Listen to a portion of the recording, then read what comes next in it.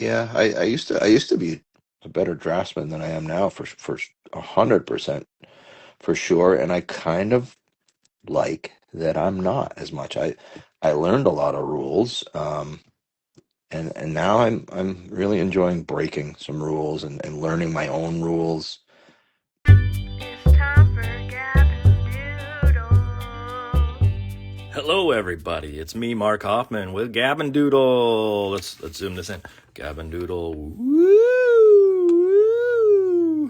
Woo! Today, we're gonna have on a dear friend and guest, or guest and dear friend. I don't know what order to put that in, but I want to make sure everybody knows Instagram. You're maybe watching it now. Is Studio Hoffman. YouTube Studio Hoffman. I just posted 4 new, or old, I guess at this point, but 4 more YouTube feeds of previous shows. So please go check those out. In the comments, you can put "Ask Us Anything," or I'm going to put "Ask Us Anything," and you can ask us anything in the comments. So I'm going to put that in here real quick. And I will pin that. And then our guest tonight is a fellow friend. There we go. I'm just pinning the comment. A guy named AJ Smith. So AJ Smith is a person who has been sort of there from the beginning of my career in a weird way. Sort of when I first started looking into getting into Kidlit, he was around and sort of introduced me to a lot of folks at SCBWI, etc. down the line, and am now in a crit group with him and a few other illustrators, and he's been super supportive.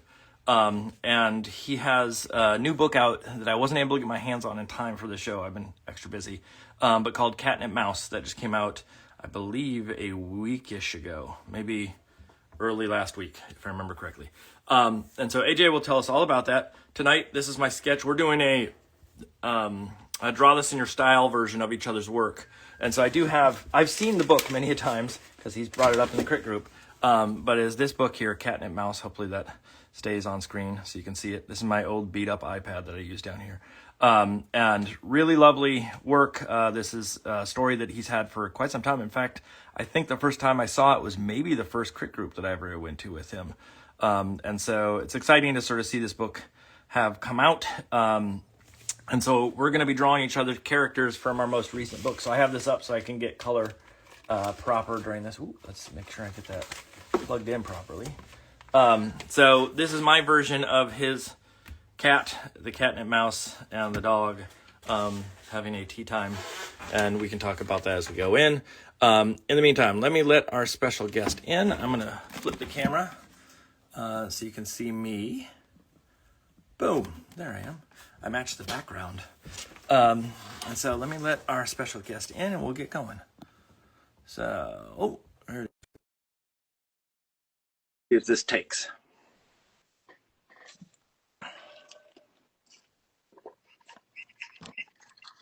Okay, all right. Hey. This is working. There.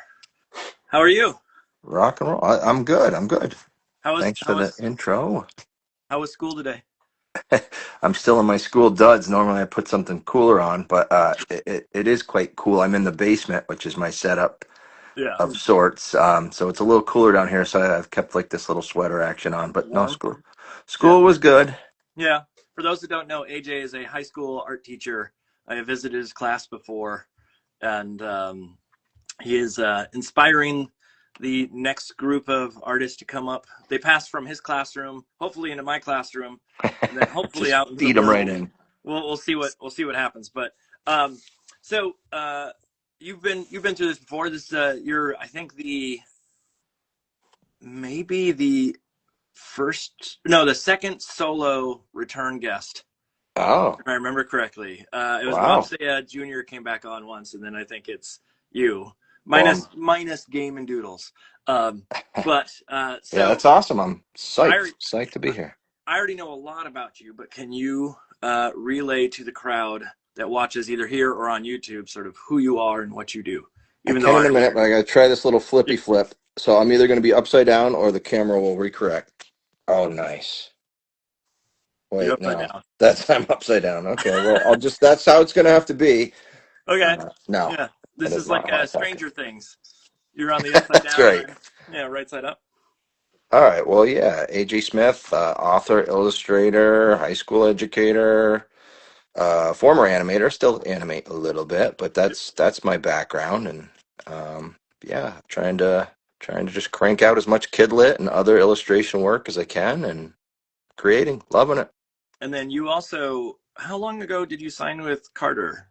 Like That's a fairly recent. So yeah, I'm couple? with Carter Hasagawa and the T2 Lit Agency, and we started talking in springish, and then kind of locked it down shortly thereafter. But yeah, it's a very good fit for me. Yeah, no. I even like I think it may have been one of the first few times that you know what?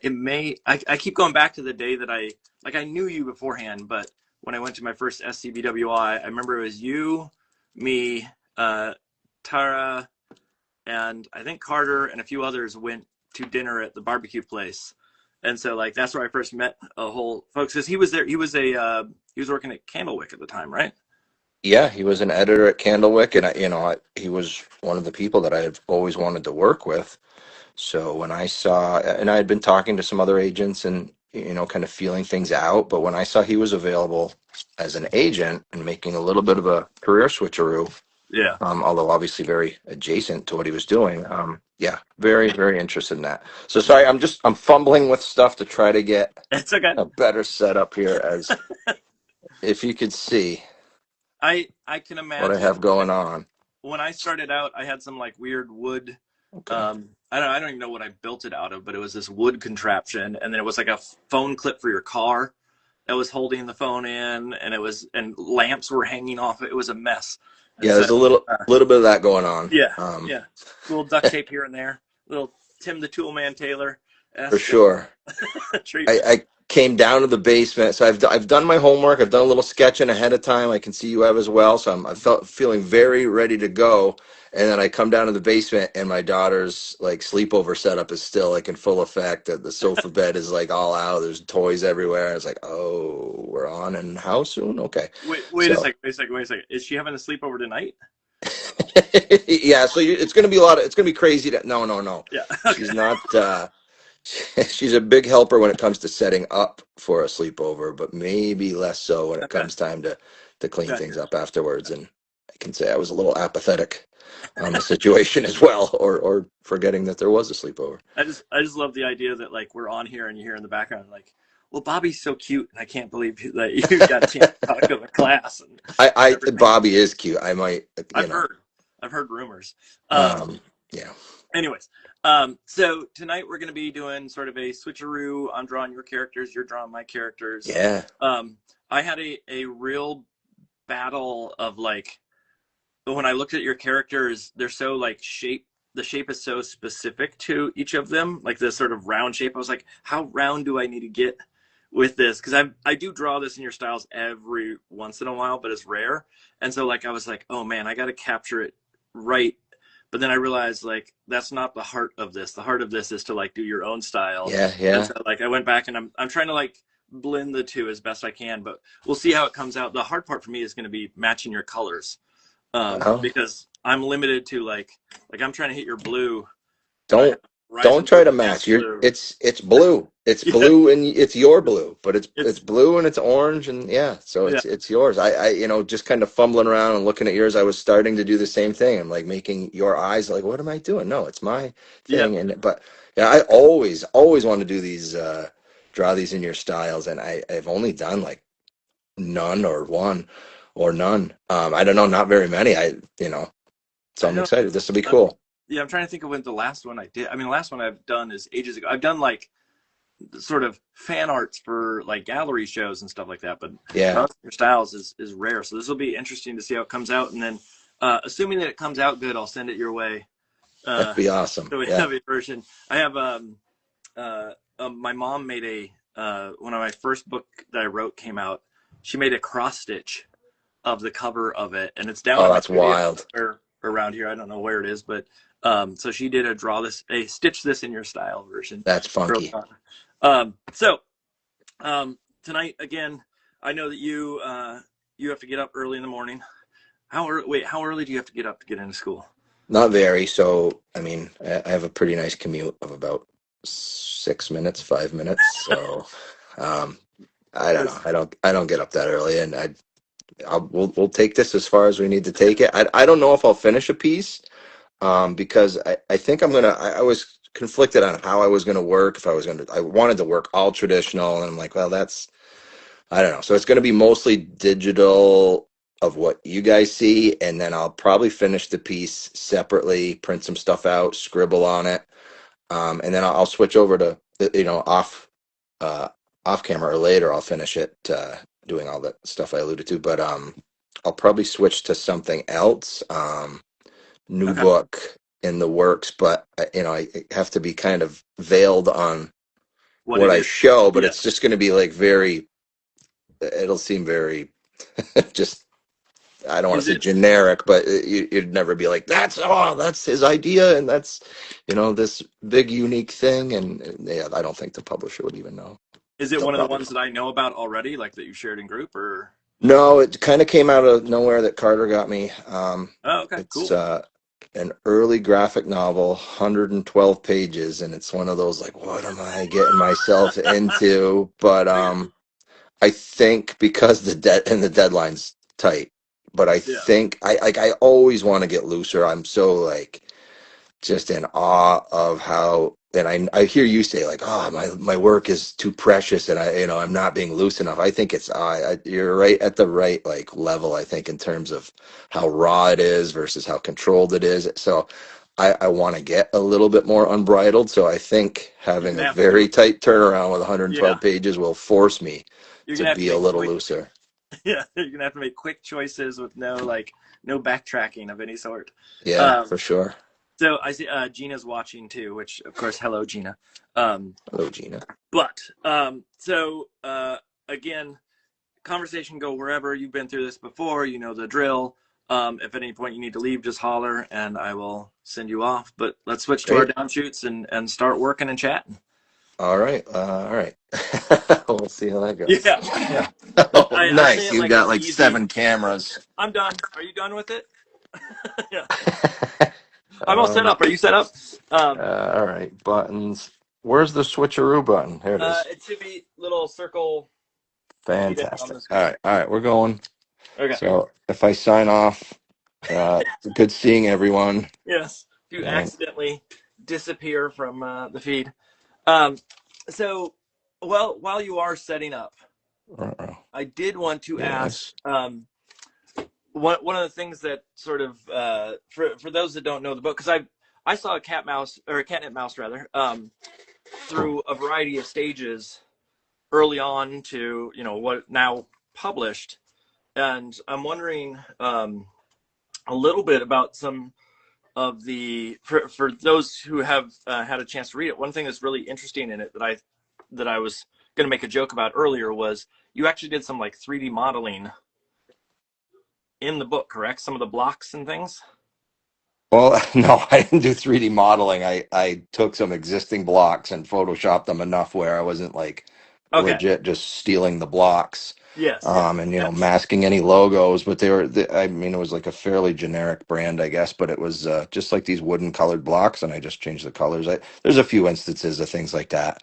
In my head, Um, they like you did a good job of Photoshop because they felt like they were sort of like cartoonified just a little bit. okay, good. And, Like I wanted them to feel like they fit in the world, but that yeah. they were, And I yeah. think they did. That's why I made the assumption that it was some like you just hopped in Blender or something like that and just made some blocks and pumped it out. And Yeah, that was I'd it. like to tell you I know Blender and all that, but no, no, no.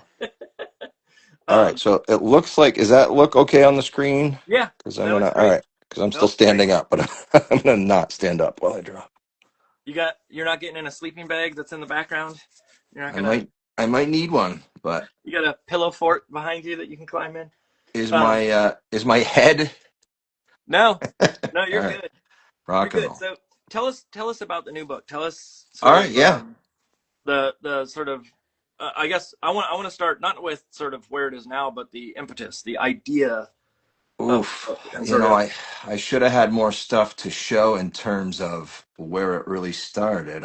We could maybe call upon that later, but it's gone through a lot of incarnations. This is one of those stories that I never really let go, and I'd pick away at it. It would get interest, and then was sort of never really got traction and got going. But I had actually two offers on it, ironically, right after I had left my last agency. And so that was like really reassuring, that like, okay, this can be a thing. Yeah. And yeah, like I was with Kids Can Press in Canada, and my editor Kathleen Keenan, she's like a rock star. She was very on the same page with me in terms of like the humor, and like it was really one of those things where all of her suggestions were, they weren't invasive in any way, but they all improved the book. And so I was just on board with everything that they wanted to do, or they really understood my vision for it, and it came together very easily. It was a very fun book to work on. But in terms of like, where it came out of, it was a while ago, and the characters were originally, this is Gip. Is he fully on the screen here? Yes, it looks like it. All right. This is Gip, and this is Vera, and I'm drawing very, very fast. Yeah. Um, but Vera the cat. But originally, our situation was that this was this was Gip, and this was Huffner. So Hefner? I almost, I don't know, and I think I felt like it sounded too much like Hugh Hefner. I don't know where the name came from otherwise, and so I was just like, I can't really have that. You didn't So put him in a uh, smoking jacket and yeah, yeah. exactly right. So that part's cool. That's pretty funny. But yeah, rewind, the magic of undo. But yeah, so I don't know where Vera came from, but I like the name. It fits. And I'm supposed to be talking about what is the book. So it's the dog and cat here, but the dog is basically a little brother, Yep. and the cat is the older sister or the older sibling, and she's just kind of over him, and she wants to do her own thing. So it's a book about boundaries, and also tolerating a little brother and dealing with all of that. And it's about little brother's need for attention, and those are the worst drawings ever. Let's get them off. Now wait, Yeah, I'm supposed to be drawing your stuff anyway, but no, that's fine. Did you have? I don't even know siblings that like. Do you have a little brother, or were uh you the little brother? I had imaginary little brothers and big sister. No, I'm solo. Oh, okay. I didn't like. I'm And wondering that like. explains so much. Yeah. That's that explains the Hofner right there. That it all. God. No, it's just the idea of like the um the impetus of like removing the aspect of cat and dog out of the situation. The thought I have is just sort of like, yeah, how did you come up with this idea of annoyance and like the separation between siblings as the plot? Was it just a hey, this would be a fun idea to play with, or was there some like instance that you had or saw kids or something of the sort? Did your No, own there kids was there have it? was no one sequence of events. It was Yeah. more just the situational annoying little brother, and him always kind of botching up. It's a rhyming and almost rhyming picture book. So Yeah. that right there made it hard to sell. It's, obviously you always hear how hard it is.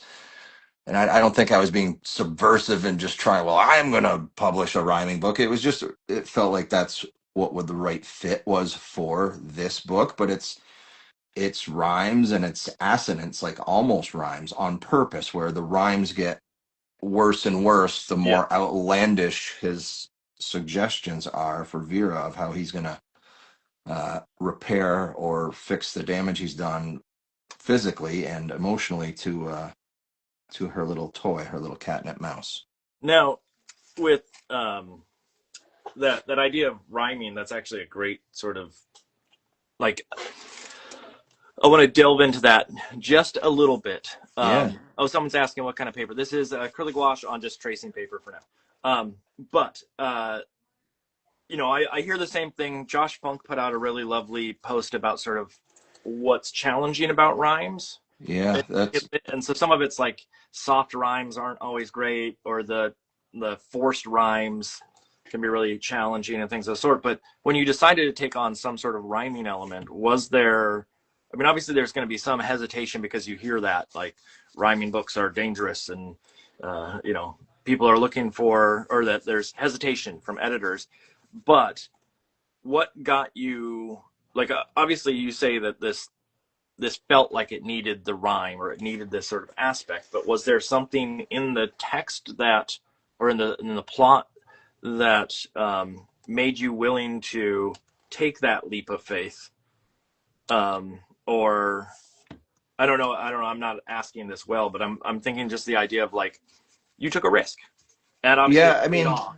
And for those that are wanting to rhyme, was there some moment where you go like, this is it, this makes sense, and well, this is why? yeah, I knew it was the right fit for this book. I don't know why. I just felt like it would flow, and it had like a little bit of a lyrical feel of like it gave it a sense of expectation about what he was going to say next. It gave it like a little bit of a formula that you could rely on, even though he like takes it further away from that formula. Yeah.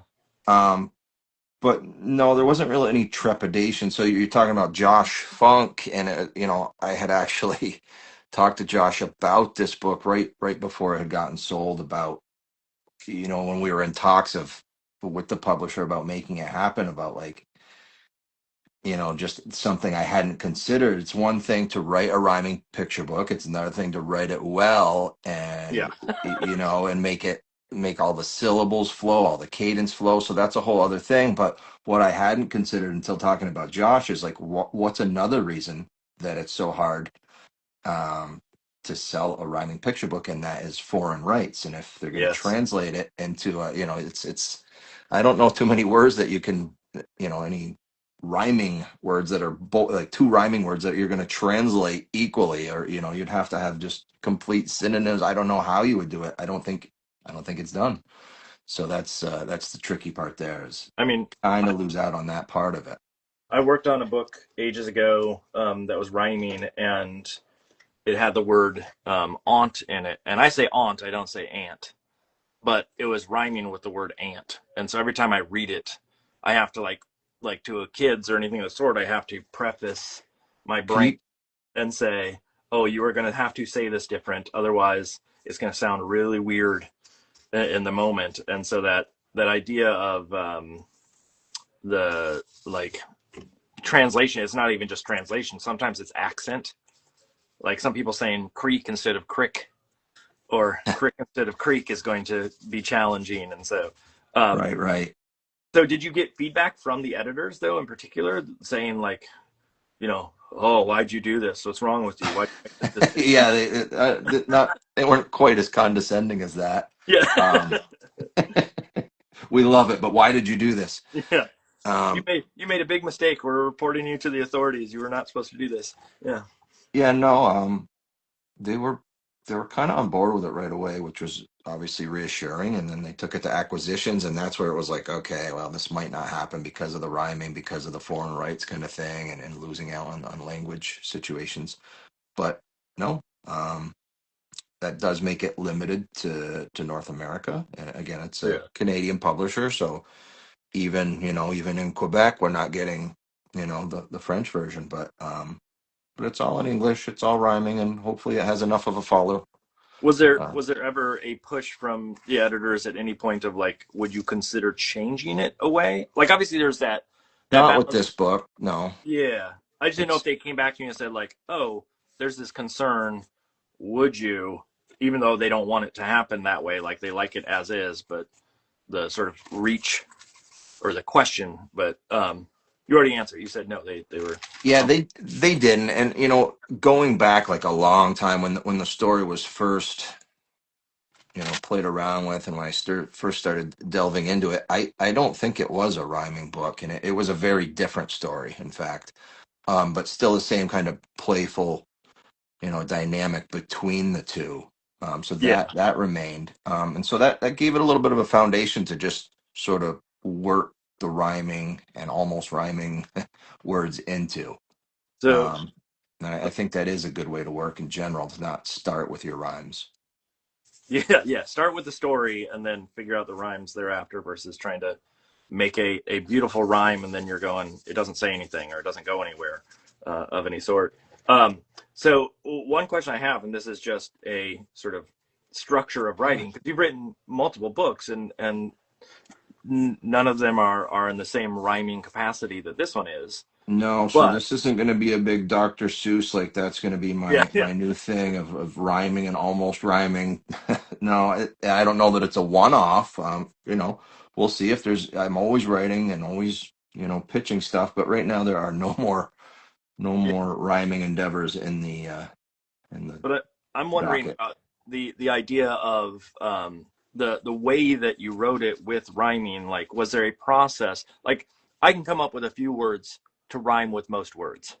Not all of Right. them are great, but I rely on Yeah. Rhyme Zone if I need to do any sort of rhyming. Like sometimes I'll write little poems or I'll make some song and I'm like, oh, I need a rhyme that will go with this. And so I rely on some stuff on the internet to find the rhymes. But I'm wondering, was all of it sort of out of your head or did you use stuff like Rhyme Zone or sites of any sort? I did use Rhyme Zone, and then, or if it wasn't quite the right word, I'd use, thesaurus.com or whatever it was to find synonyms, and then, oh, okay, maybe I'll rhyme with that instead, kind of Yeah. thing. But a lot of it, and of course you hear this all the time when you're kind of away from your work and you step away from it, and sometimes then your ideas sort of they've been percolating under the surface, and then they come to you. And that was true of this, where I'd be going, driving in the car, or right before bed at night, I'm in bed, can't fall asleep, and start thinking Yeah. of that stuff. And so it is true to a degree. So a lot of it was sitting down and doing the work, but there were a fair amount of them that I didn't find them rhyme zone, and things just fit together. It's one of those ones where like for those who don't know, Rhyme Zone is. I know a lot of rappers have used Rhyme Zone even throughout the years because they have like Hmm.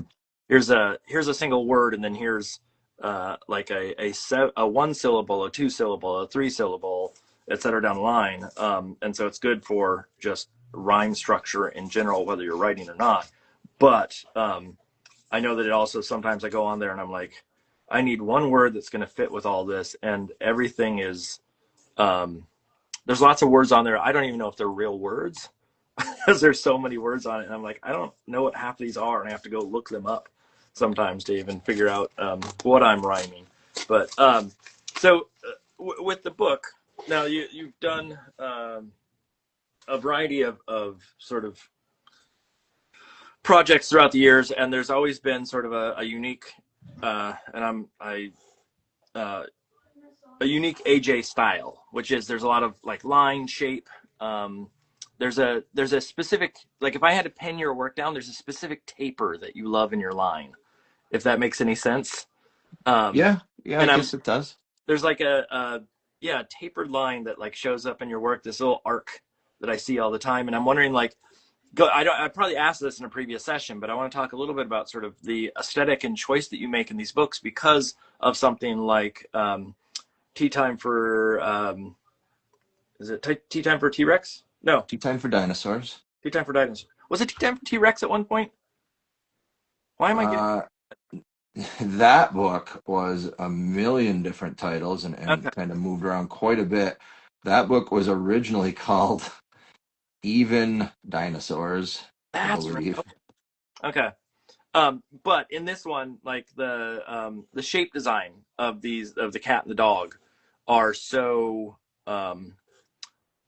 sort of bulbous is the only word I can think of. Like they're like a fat sausage, like a really like a plump sausage in all cases. And so you have to make these decisions that are like really finite, shape oriented, line oriented decisions.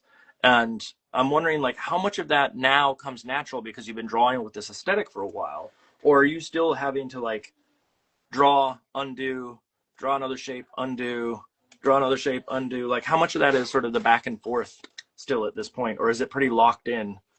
It's not locked in, but it's a little bit more muscle memory and a little bit more memory of just, okay, these are the shapes that I like to go to, and keeping things very basic. And kind of mentioned some of the specific tapers of, kind of start a little thinner, go fatter, and then kind of end quick.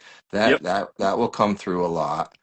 Okay. um but uh is it a Hitchcock? I really tried to lock down a style, and I know you're wanting, I understand, to get away from yourself, or to allow yourself to go outside the box a little bit and let your Yeah. style evolve purposely.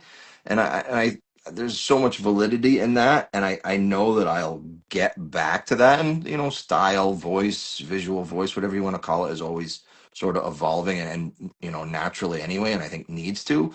But at the same time, a few years ago I was in a place where I just, coming from animation and character design specifically, all I was ever doing was like, I didn't have my own style. So it was always copying and just, Yeah. learning other people's styles. So when I got into Kidlit and illustration, it was like, okay, what's my style? And I was like, I don't know.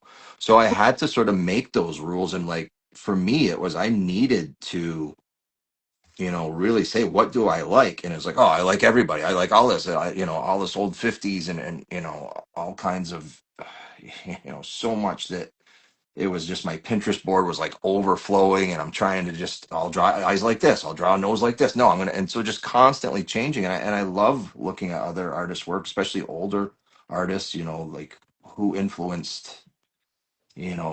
I try not to be too inspired and influenced by contemporary artists, but it's more like, who are their influences, and Yeah. looking into that. Well, I can definitely see like a UA artist in your work. The what is it? United Artists Animation. Oh, UPA, yeah, for UPA. sure. Thank you. That UPA. that is an influence for sure. Yeah. Like I can see that some of the shape language is in there. It's new. It's modern version of that, but you can see some of the like the choice that is that the animator's mindset of like and maybe this is also probably good for you in the sense that if you still animate, your characters are way more animatable than a lot of the stuff that's out there, or like I don't even dare try to animate my stuff. I don't know what it would be a mess. I'd have to use After Effects for the entirety of the thing, and I don't want to open that program at all. That Um, sounds like a new challenge for next time we're on. I will animate your stuff. no, I think it's ripe for it. I think it would be amazing. let's say I don't know how to animate it. Let's put that. You might be able to. You might be great at it, but I would be awful at it. But so there was a conscious decision though at some point of like these are the shapes I like. These are the things I want to do. Yeah, sort Does of it? making that kind of visual language for myself. And it's I'm going to say it wrong, but there's a Hitchcock quote of like, what is style? And it's something to the effect of copying yourself. And Yeah, like, that really kind of clicked for me of like, all right, I've made this sort of visual language, and yeah, that's to at least learn how I've identified all these different shapes and marks, and particular, ways of rendering that I enjoy, and different materials that I want to sort of come back to again and again. But I had to, okay, I've identified them, but now I still had to learn it. It still doesn't come completely naturally. In fact, like, I will, I think later on I'm going to draw a moose, and I was going to start to like paste into Procreate like a picture of, okay, this is how I draw a moose, just in case I forget. But and I didn't do that. I'm not going to do that. But I do that a little bit, yeah. I mean, just to, the it's like, yeah. Oh, go ahead, please. no, I'm sorry. It's just like, I'm making my own sort of animation model sheets, but not to give to another animator. They're for me. Like, I'm still kind of figuring out my own language a little bit. I mean, I think it's pretty locked in at this point. Like, I don't look at your language and go, like, oh, this looks different from the next piece. And obviously, we all probably have that same thing. Like, I think my work looks different from one piece to the next, but I'm sure that other people would say it doesn't. And so I look at your work and I go, oh, it looks pretty locked into me. It doesn't feel like there's, like you're drifting too far one way or another, or that you're still trying to figure stuff out. But what are some of the, like, for those that are out there who are struggling with aesthetic or voice or style or whatever you want to call it, what are some of the things that, um, not necessarily your style, but what are some of the things that people should look for and questions they should be asking as they are trying to discover? Like you mentioned the idea of looking at sort of history and what are some of the older things that are out there. And the term that I use is that I pulled from someone else's heroes. Mm-hmm. That kind of mentality. But do you have tips or tricks for those that are trying to like go through the same process that you and other artists have been through? Yeah, I would say even just forgetting that for a minute, like the artists are going to be there. You're going to be able to explore those. I think starting just with like, what are the things that you like to draw? What are, what is your worldview? Is it a pessimistic view? Like that helps inform, the tone and the voice, the visual voice, but also, your creative voice in general. Are you, drawn to humor? Or, what sort of things outside of other artists? I think like you'll wind up looking at the other artists and, Yeah. finding inspiration there. But I think finding,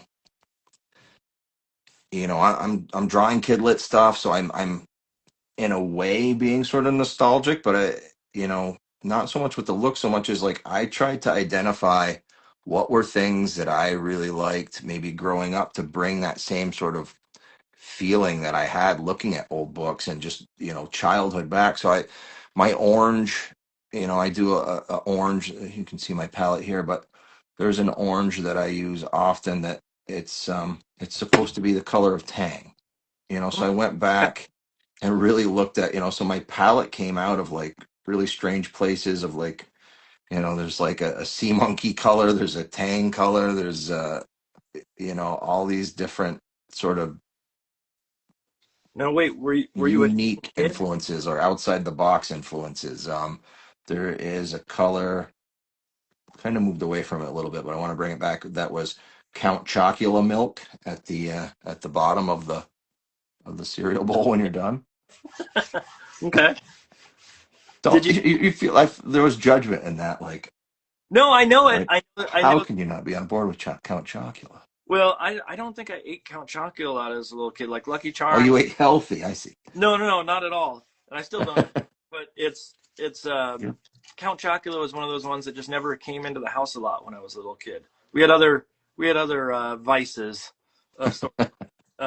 Partially it was my brother was or was he is diabetic, so we didn't have a lot of like sugary Oh, cereals that's a whole different around. thing then. Yeah, Yeah. around all the time. But did you grow up on Tang? Yeah, whole What? lot of Tang, and it's funny. You almost forget about it. I don't know. I can't tell you the last time I had Tang, but Yeah. Do they still sell it?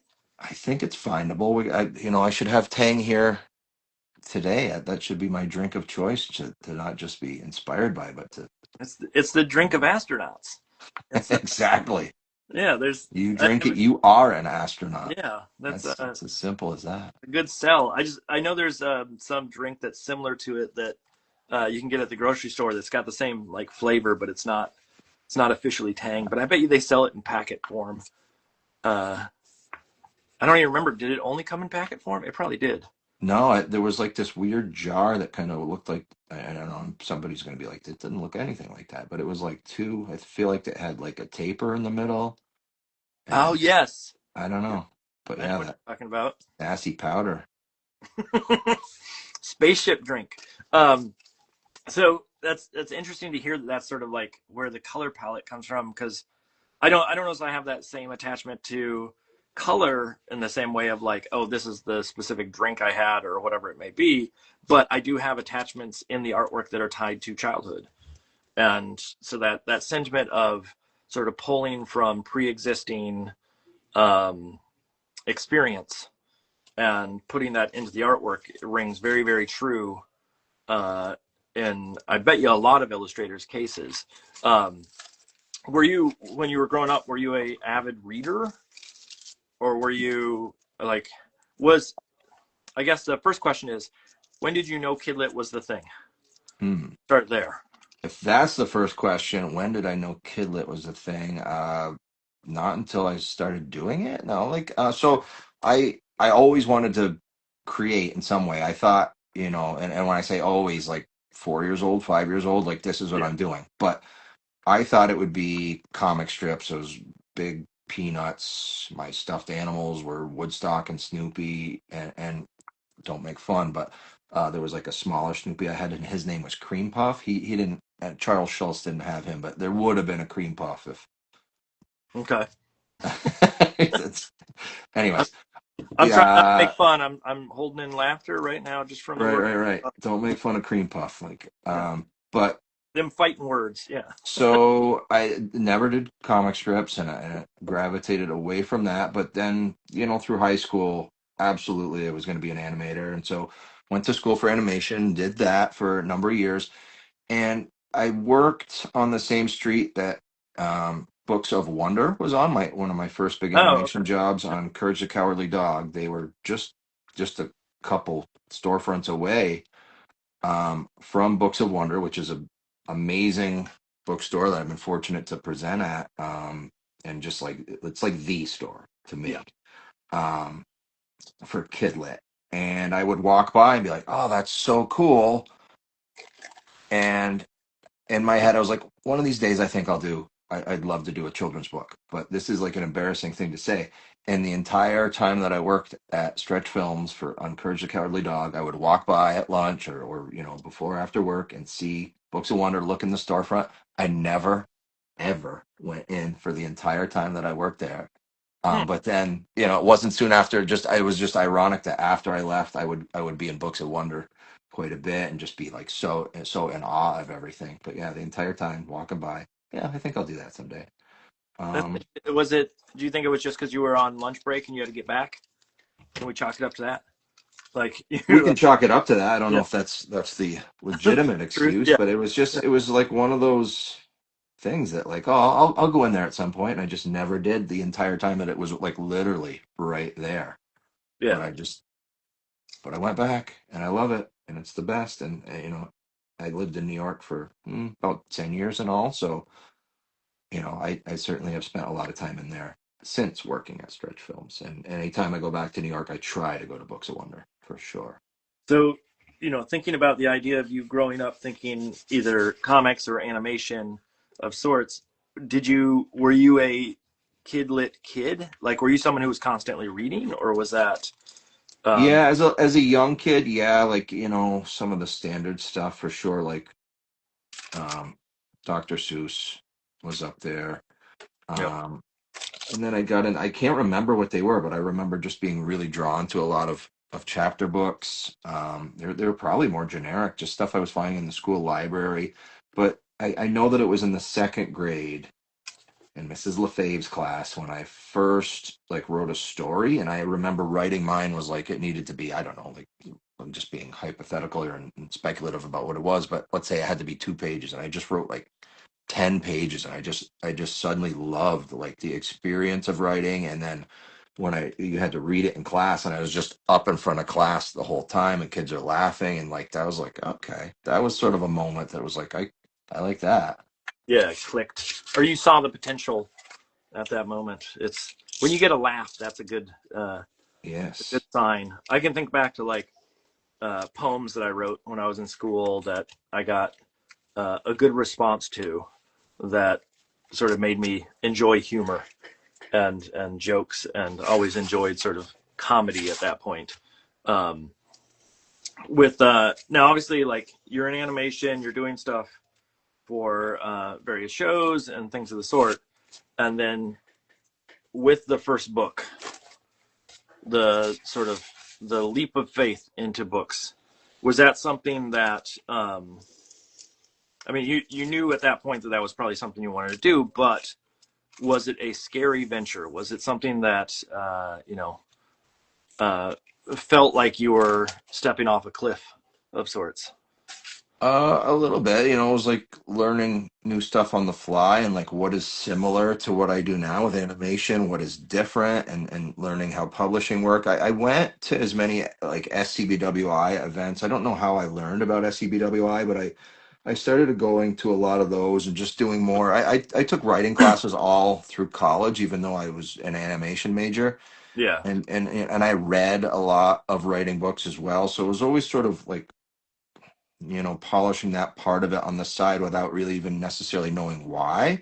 It was just, to me, it was just like another part of creating. And then, just learning more about illustration. A lot of the animators and character designers I worked with, if they weren't illustrators themselves, they were very into illustration. So we were Yeah. looking at, a lot of the same things together. That's one of the things I loved about animation, was just like the people that That I worked with, and just it was a very inspiring and just fun environment.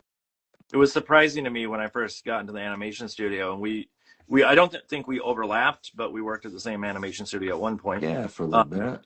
and but how many people there were illustrators or Yeah, studied illustration, not necessarily animation, that were working in animation?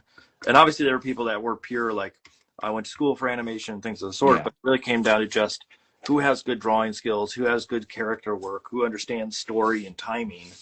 And some of that, and I don't mean to make this sound awful here, but that, if you're really good at telling a story, that translates whether you went to school for animation or not. for And sure. certain things you just have to learn the technical side, and then all of a sudden you're off and going. And same thing with like Kidlit.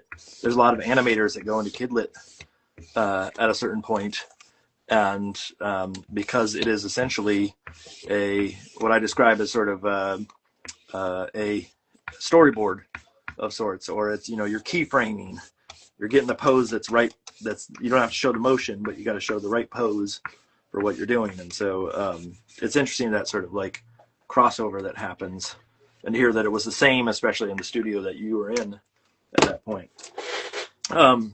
So talk to me a little bit about sort of the evolution of your storytelling prowess. Yeah, I think that's the word I'm looking for. Sort of thinking about, you have this new book that's come out, and you've been working on it for a while, and obviously it changes, but you've been doing stories for a long time. How do you feel now about story structure? Like, do you think you're looking at stories the same way? Do you think that you've, beyond just getting better at? Yeah, that's a good question. Uh, I think I look at them in all different ways. It took a year where I didn't write anything per se, and I just wrote ideas, and I was very religious about, in the morning, you wake up and you've got an idea, write it down. I got yeah, very good at doing that. And then I didn't spend too much time looking at them. I would just catalog these ideas. And I went back and really looked at them, and I think I did like a good job of not, because I was just on ideas, I wasn't focusing on plot really. I was focusing on just different concepts, or just little ideas, or little conflicts, little yeah, situations. Um, and then able to really go back and look, and right away just say nope, nope, nope, and that's mostly that. But then you find one thing that, like, oh, I like this one, I like this one, but maybe there's not enough of this, and you start combining things and connecting dots. And so I had like a big well of different ideas that I'm going to continue to be drawing off of. What did I do here? I'm wondering, like, in the sense of um, the evolution of storytelling. Like, obviously you have gotten better, everybody that works at it over time gets better, but I'm just wondering, like, is there a different type of story that you want to tell now than you wanted to tell at the beginning? Or is it, like, in a certain sense, this is going to sound, this is very personal or subjective for me, but I'm less interested in telling a humorous story now as much versus wanting to tell something that's weird. And so, like, if it's comedy and it's weird, that's great. But weird sounds more fun to me just in general. Like, that's the overriding thing that I want to aim towards. And I'm Weird sounds great. And your work is like just perfect for that already. I don't think I've moved totally off of humor just yet. I yeah, haven't done that. I think that's my bread and butter. And it keeps it fun for me. And there's so many different types of humor and so many different ways you can apply that. So that's where I'll be for a while, I'm sure. But Weird sounds good. I do have some more serious stories, and one that I've, been picking away at, one that my agent would like me to kind of maybe spend some more time on. Yeah. They don't come as naturally, and you got to go to some harder places sometimes to do those types of stories and act more like an adult and think more like an adult. So that's oof.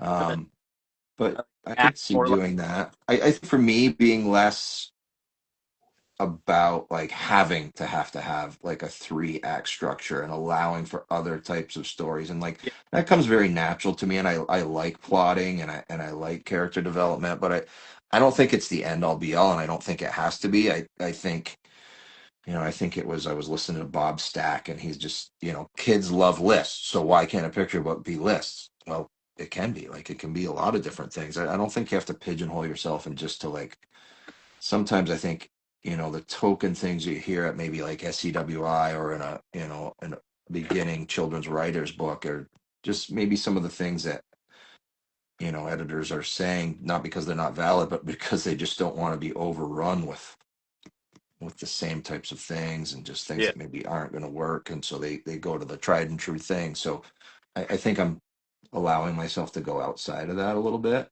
that But makes yeah, that makes total sense. I mean, even just the argument of the 3 act play, or like there's story structure things that are out there. Like for students, just to get them to understand it, I use it myself in class of sort of a beat sheet, or things that are meant to be like, here's a basic story structure that you can build off of. But I don't particularly now want to use those in my own work because they feel like I'm following a formula. And that's right. like, wanting to be a little bit weird and go like, yeah, little kids don't really care if it's got this perfect formula, or if it has a happy ending, or if it's got um, a little bit of chaos mixed in. And so that idea of the variation, I think, is a great sort of sentiment to aim towards. As long as you have an understand, you can't break the rule until you know what the rule is. Is that saying? Yeah, that's a pretty tried and true way to put it, and that is true. And it, back to the teaching part of it, it makes like 3 act structure. It works.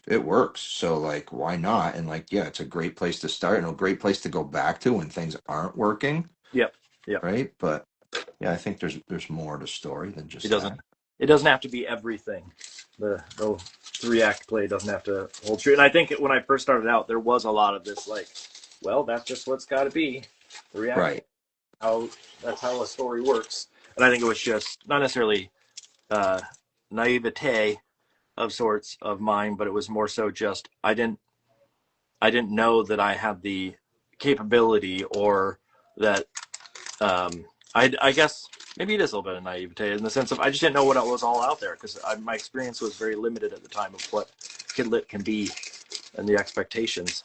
Um, is there one thing, like looking back at the history of it all, like going back to the beginning? History of it all. Yeah. Well, thinking of like, okay, so you've been in the industry now for some time, and um, I've gotten to this point now where I'm getting a little bit more reflective of like place and reason for doing stuff. And I think, part of it's probably just middle age stuff showing its ugly head, but some of it is also the need for change, or the need to evolve. And so thinking about sort of the history of your experience in Kidlit, and your um, the point you're at now, do you feel like you've um, how do I put this? I'm trying to think of the best way to facilitate this question. Do you feel like you are um, oh man, this is tough to put this into words. Do you feel like you have evolved in a way that you can sort of sit back and be reflective now, and take the time to go like, what projects do I want to do? Where do I want to be in the next few years? Or do you still feel like you're in this moment of grasping for the next job kind of situation? I mean, you have a day job, I have a day job. And so there's less of this like, I need to Right. survive. Yeah, the day job certainly gives you a little bit of the power of no, which is an important power to have, right? Yes. And I think, it's nice when you get to the point where you can be a little choosier about like there's projects that I look back on that I should not have done, and some of them Okay. paid pretty well and um, if I could do it again, but there's a level of that for sure. Um, but no, mostly I think everything's are, learning experiences and ways to make those positive and apply them to your work going forward. And then sort of thinking for the folks that are out there sort of entering or trying to enter or are just starting out, whatever it may be, into this industry, there's that classic sort of question of like, what do you wish someone told you? And that's an easy sort of question to ask, but I'm wondering, are there other like uh, things tangential to just like make a good artwork and get your voice out there that you can think of that are like life experience things? Like you've gone back to school, you've been through a variety of different jobs that are independent of kidlit. Are there things that you look back and go like, man, I wish someone had told me like, oh man, you got to go out there and experience the world and travel the world for a while because it will influence you, or things that are Well, like, geez, what? just like wow, on that level, yeah. I think anybody that is able, any student, anyone who is able to travel should travel if you're able to do. Not really, don't listen to your parents. Go do a gap year. Yeah. Not that per se, but like if that's something that works for you, explore that. But if you have any type of, as a student, any type of opportunities to do work abroad or, school abroad, do it. If it's a semester abroad, whatever, like, yeah, like do that. Like, so I had that opportunity that I didn't pass up. So that was like a wish I would have done that kind of thing. I think I was good at recognizing, even if I didn't necessarily love an instructor, that I think I was good at like absorbing like little bits from everybody and kind of combining things. So I Yeah. think I was good at that. But I would say like, so in regards of like learning the rules, I think you still want to do that. But I think I would say that I wish someone told me to like break the rules sooner. Um, and animation was great. I loved working in animation, but always working on model and having to like, Mm. be really scrutinized about that and to have to like self-scrutinize your work to just keep everything so perfect. I think that's it's taken a while to allow me to just draw looser. And I think a lot of that is just some damage that's just going to carry over forever.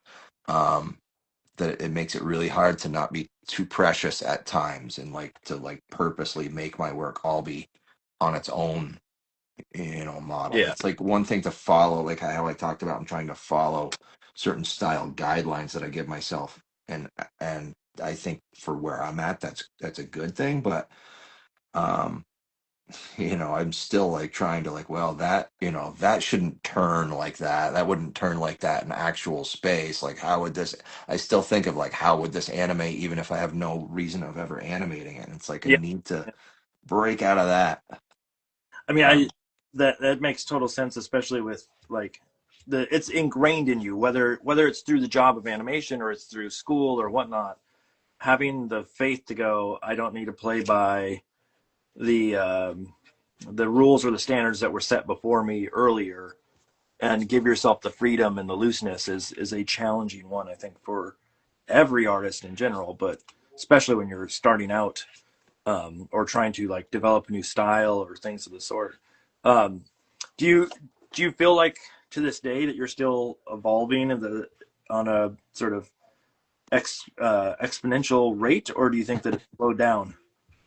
um, I think I'm still evolving. I think I'm consciously trying to evolve by smaller increments, Okay. if that makes sense. I Yeah. think No. in terms of materials, I do want to get more analog. So it's almost like this weird process where I'm making it more complicated than it needs to be. I love doing my thumbnails with a ballpoint pen, just on whatever kind of paper, napkin, like wherever. I tell my students, like my advanced students, I don't allow them to do their thumbnails on anything other than ballpoint pen or some type of pen. No erasing, only moving forward. Yeah. And so I'll have just like a stack of, you know, thumbnail sketches, and then maybe I do a refined sketch in Procreate. Maybe that sketch is on another piece of paper, on a light box, whatever. And then I take it digitally, and then I manipulate it digitally, and then I print it out, and then I do more analog, and then inevitably that's going back into Photoshop to do tweaks. And it's just, that's a lot of back and forth that I would like to simplify, and allow myself just the freedom to just do so. And Yeah. that's something that I would like to see evolve a little bit.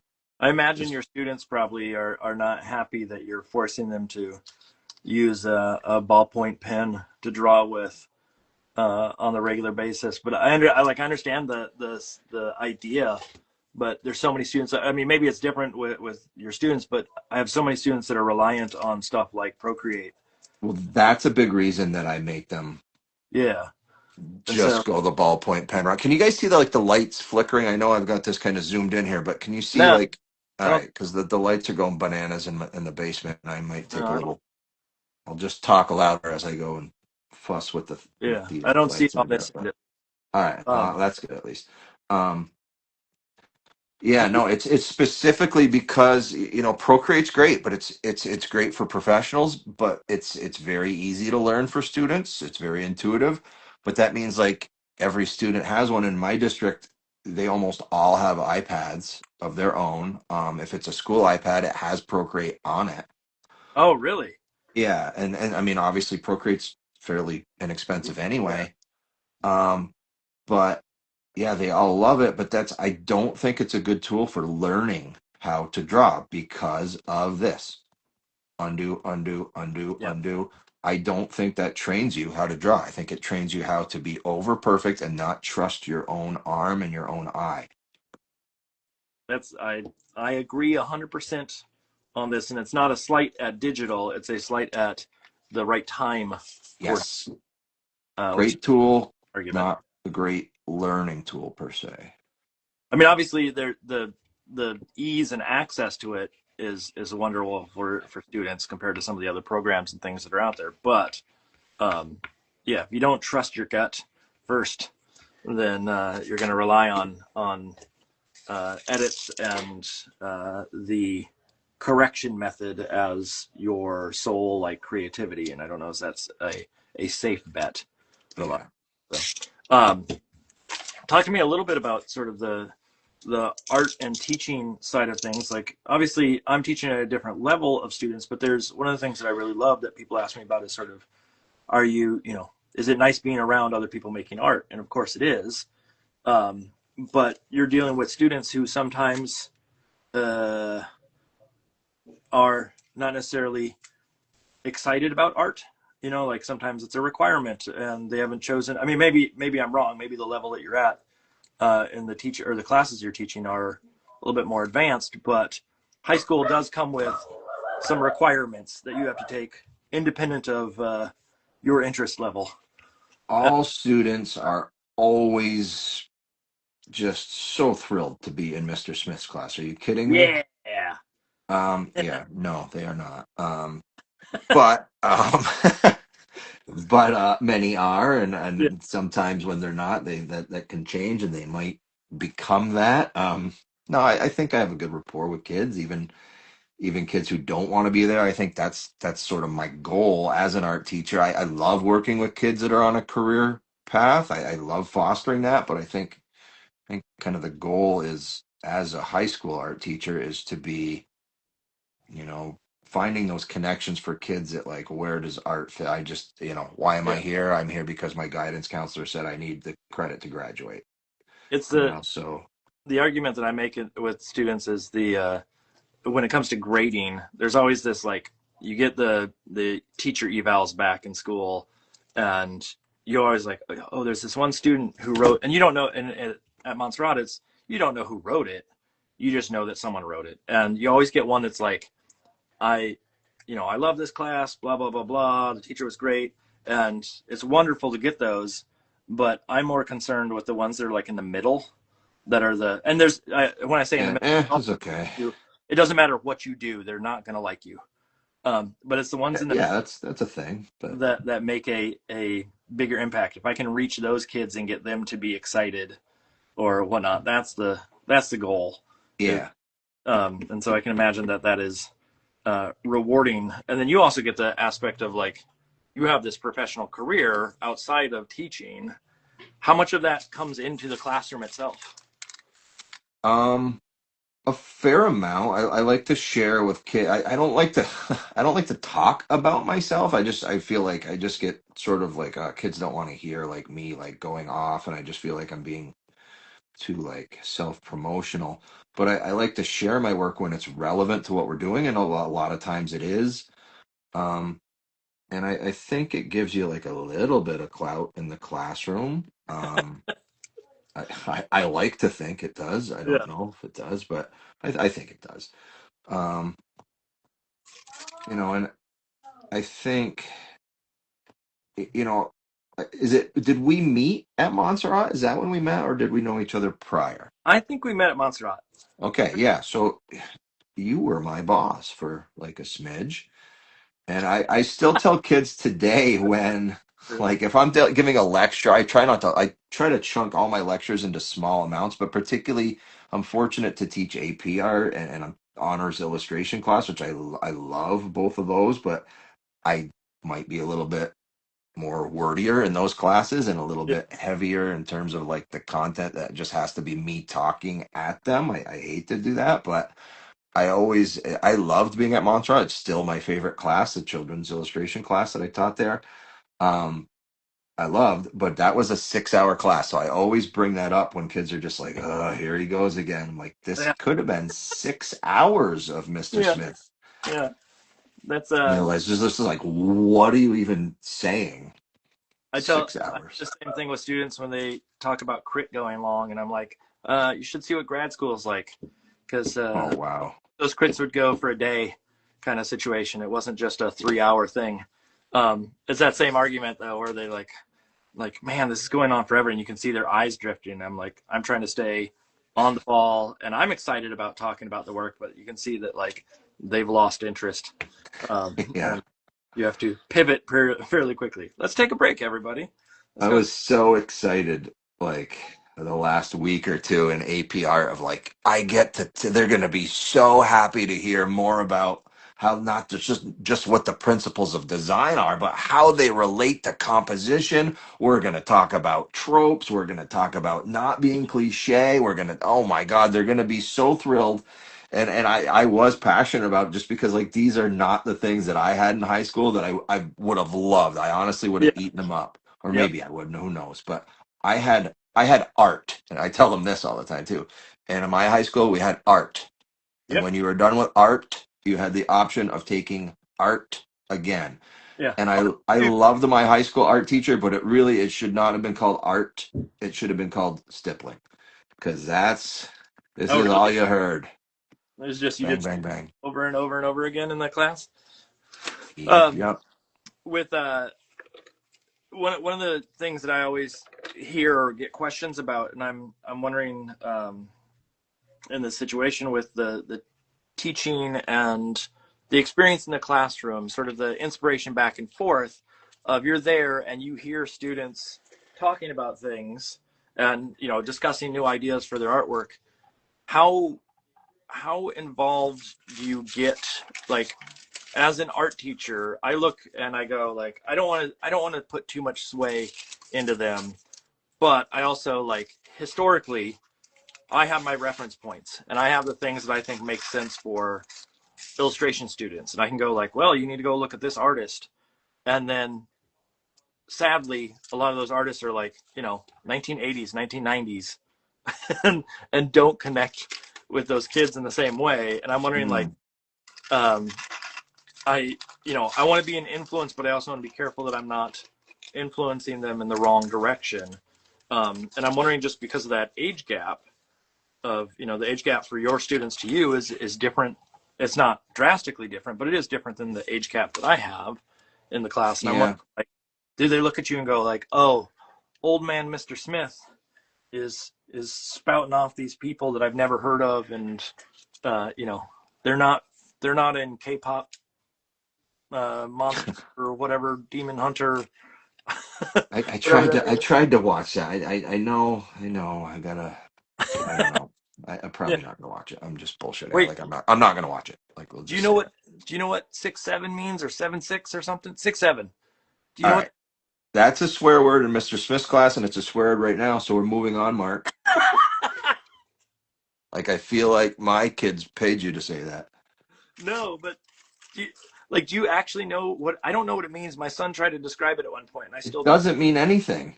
Is No. like Okay. it's legitimately like let's say this and see adults get wildly upset. Okay. That's what it means, and I'm it sorry. works. You have to, yeah. I will not. I will not bring up Skibbity. I will not bring up. Oh, Uh, that's a I'm trying to think of all the other ones that are out there. Um, well, I'll bring up words like bogus and radical. nice. Bring them back. Yeah. Yes. Tubular, which is another one that I don't even know if anybody ever said tubular, but that was it was like surfer language back in the day. Um, the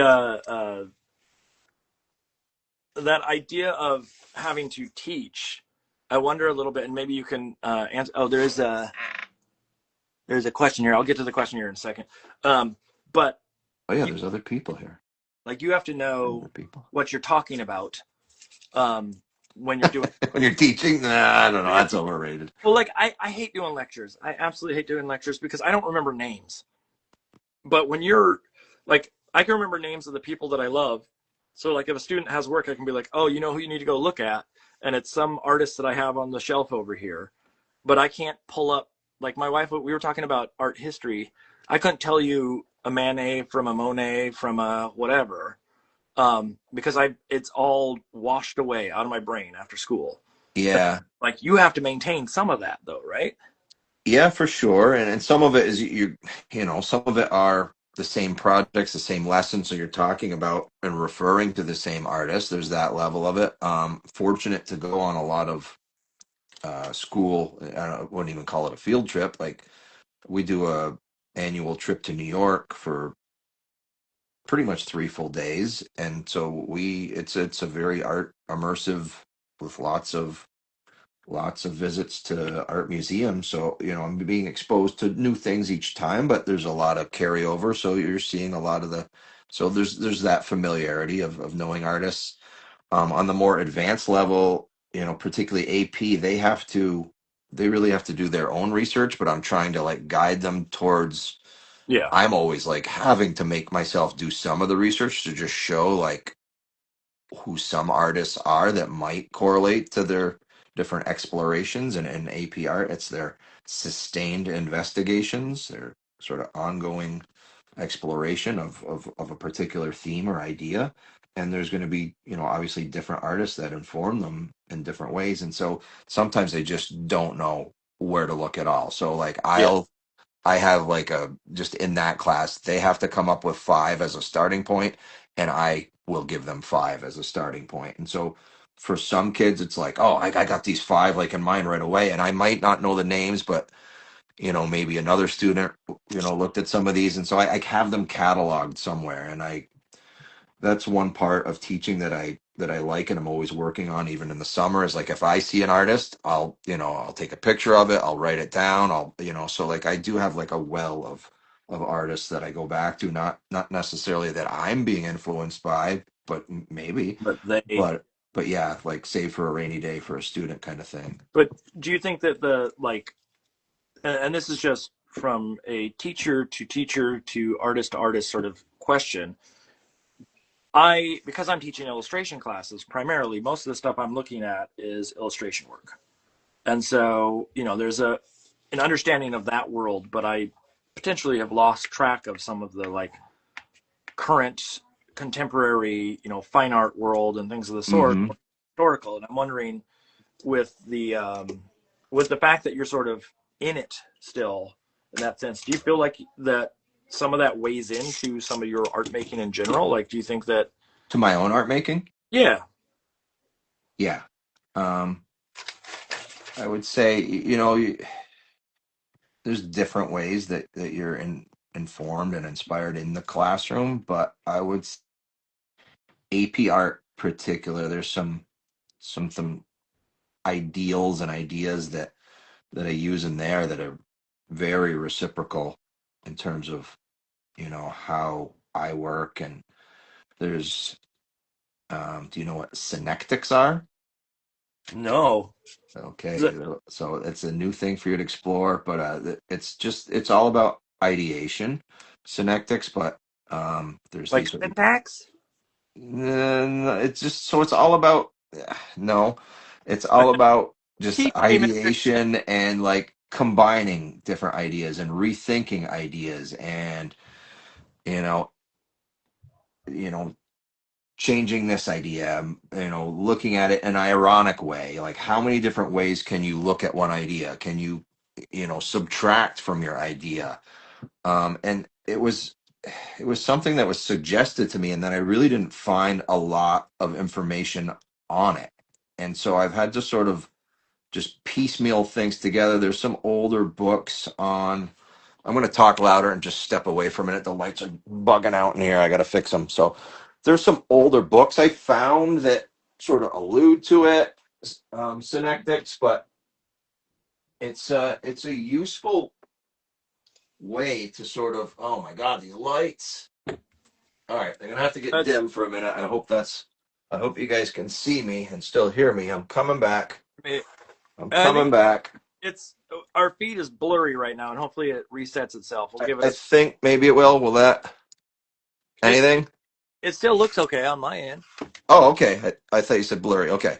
Oh no, it's not the image. It's the output from Instagram is the Wi-Fi is blurry right now. So I'm gonna give it a minute. And for some reason it doesn't correct itself, we will do a part two and just Okay. go on. But it's sometimes it corrects itself, sometimes it doesn't. So we'll wait and All see. How, right. it has nothing to do with your lights or anything of that sort. That's a separate issue. Oh, okay. Um, with I mean, just that idea of the experience of being in the classroom, I think changes an artist in general, just because you're inundated with the uh, discovery moment for a lot of students. Mm-hmm. Moment where they're going, oh, I didn't know this was feasible, or I never have been able to achieve this before, or whatever it may be. Um, do you thinking about time frame though?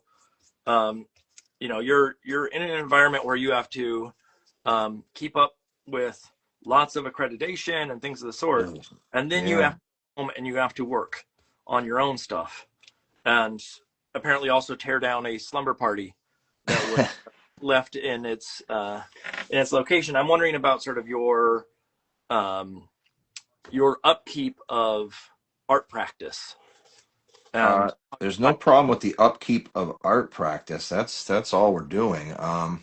I was talking to captain of my hockey team the other day, and I had barely played in the last little while, and I've become just a sub just because of and it's all good. I love working.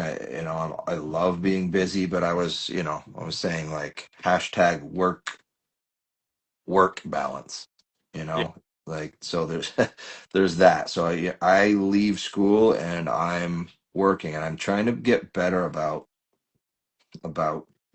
saying no to school, about picking my spots, about when to lend a little bit extra at school and when to say like I need to work on you yeah, know you you have know or my family, or I need to work on my work. And I've gotten better about that, I think, but I'm always working, and I'm always for the most part happy to be working. But have they been pretty good about sort of time, just in general, of when you hit deadlines to not put as much of a load on you, or school, is or you that mean vice versa?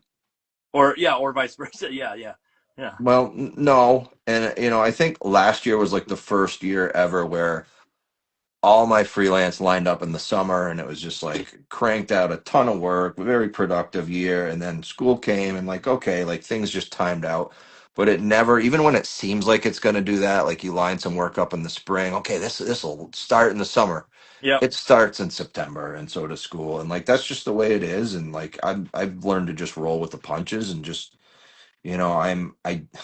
I don't love this. It's not like the ideal way for me to work, but I've become very adept at it, and that is like, oh, I'm in line for something, or I know that I have to meet someone in 20 minutes. I'm waiting for my daughter's hockey practice. I'll sit in the car for the next 15 minutes and I work in those little bits of time. I don't love just having that, but I use that time.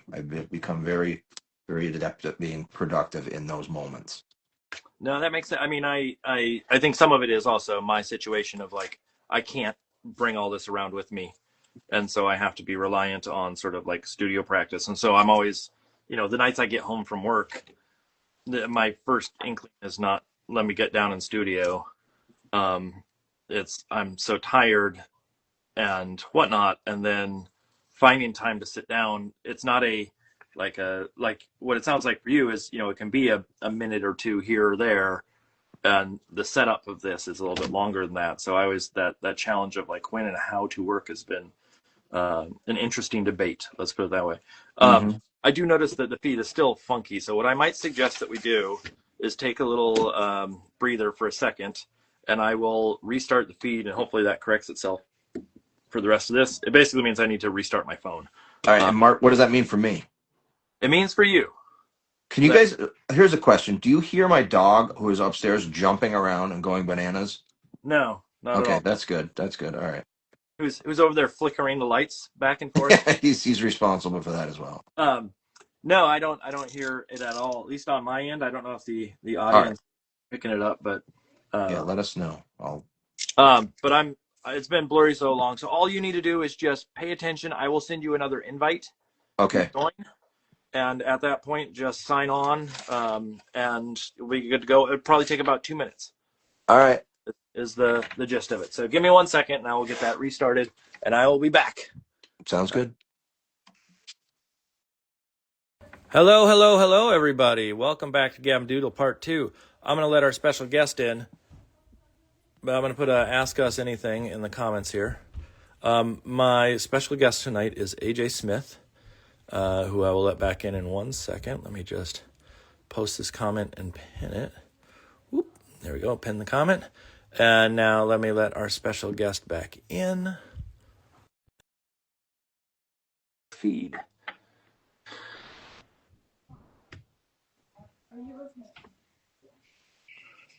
There we go. Okay, we're back. Hello, special guest here. Yeah. Let's see. Here. There we go. Got it. Okay. I also found out while this is side story. Well, I logged off for the second there. I found out my son accidentally kneed my wife in the face, and so they're managing that upstairs. All right. Well, So accidentally is the first. That's the yeah, good news. I shouldn't be laughing about it, but just the timing of it was very funny to me. The audio stops on this end, and then I hear I just need mama in the face. Anyways, I forget what we were talking about 100%, but Okay. it looks so much sharper and better now. So I think we are good to go. So All right. How long was it like that? my guess is a couple of minutes. Oh, okay. A couple Yeah, minutes is not it's bad. a matter of like if I look up fast enough, sometimes I see it right when it happens, or sometimes I look up and notice it a little bit late. But I think we're good. So I'm still standing up, and I just put my phone up top here again, and on my rudimentary setup, and so I'm seeing your artwork again for the first time. When you first came on, when you first had it there, I was like, "Oh, what's this? He's going to be drawing something different than the do it in your style, draw it in your No, style." And no, it's going what weird. it wasn't until oh wow, it wasn't until you pointed out like here's his dog and here's Vera the cat. I was like, "Oh, that's who we're looking at." Yeah, this So is Vera I the cat. love that. I love that you've taken it like so far out, like it not so far out of your realm. You've taken it so far out of my realm, which is what you're supposed to be doing, and you're killing it. And I love it. Well, thank you. I'm looking at. I'm like, you're doing the same thing with the like.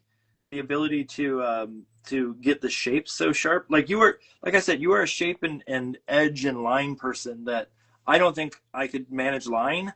And so, like when you mentioned the idea of having to do a graphic novel, yes, it's a lot of work, but I also think you're probably going to be so good at it because of that like ability to hone in on the like clean efficiency in your work and not get inundated with excess. Let's put it that way.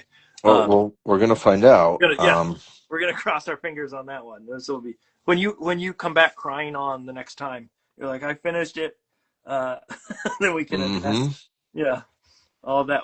Do you have fears about? I mean, obviously, like it's a longer project, but do you have like what do you envision the project being like in the sense of there's like, no fears. I won't let myself fear because okay, I've taken it and like it's a thing. So we're going forward. There's no time to fear.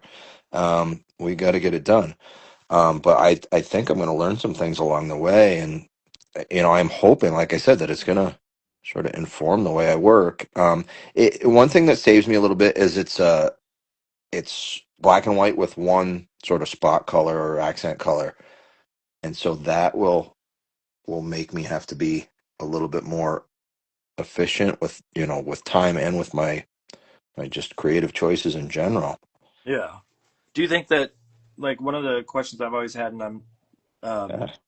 the doing that sort of limited palette like takes a load off for sure because you're not having to like you know go and find other colors and blend things and do stuff of the sort, but it's a question of like how you use that spot color. Do you see the spot color as being like throughout, or is it sort of like momentary? I I would like to make it more momentary. I don't know if they'll go for that. We'll see. We're definitely not at that point yet. It was one of those projects though where it's a big publisher. I don't know if I said who it was before, but it's one of the biggies, which is my first biggie, I suppose. Yeah. And it was like, all right, here's the deadlines, and we need the cover first, kind of thing. And I was like, then you'll get the manuscript. I was like, what? So Whoa. that's a little bit new, and part of me is like, well, how did it get acquired if there was no Yeah. and of course there's a lot of different ways that may have occurred, and I'm not speculating, um No, because I but don't like know. educational books are that same way though, where like they want the cover before you've done the interior, but I've never heard before the manuscript. That's So right. I had a couple chapters. I had a couple chapters, but like that's all I had, and I was like, well, can I, like, I want to get the characters locked in, and before I get the characters locked in, I'd like to have Chance the to read it all. manuscript first. Yeah. And they were very understanding of that. Um, but that was like for a minute I was like, ooh, what did I do here? But I'm very glad that I took it. And yeah. What was your original question? I think we've had a few of those little. I don't remember at this point. I just Yeah. that's So just that's imagine me teaching and going off on these tangents and be like, all right, yeah. kids. Well, it's interesting that the oh, I know what the question I was asking about, sort of the challenges or things that you envision for the graphic novel. Like, some of the folks I know that are in the graphic novel world have methods to make it easier on them. So like one of them is a works in 3D software stuff, and so they make a model, or they make symbols library that they can sort of pull out and then just draw on top of to make it easier. Um, and so there is some Hmm. method to try to make it more efficient over time. But do you have like plans in that manner to try to make, even though you haven't really started yet, do you have plans to like try to ease some of the workload in general, like schedule wise or things of that sort? Well, what you're alluding to with like making symbols, that sounds very like Adobe Flash, Adobe Yes. Yeah. Animator now to me. And I have considered doing that before. Um, and I just never have, but I've thought of doing that actually. So it's funny you say that, but I would purposely not do that on this book. want to be less. I don't want things to look like they're purposely off model, but I want to. I think I'm going to necessitate that I give myself the grace to do that and not, Yeah.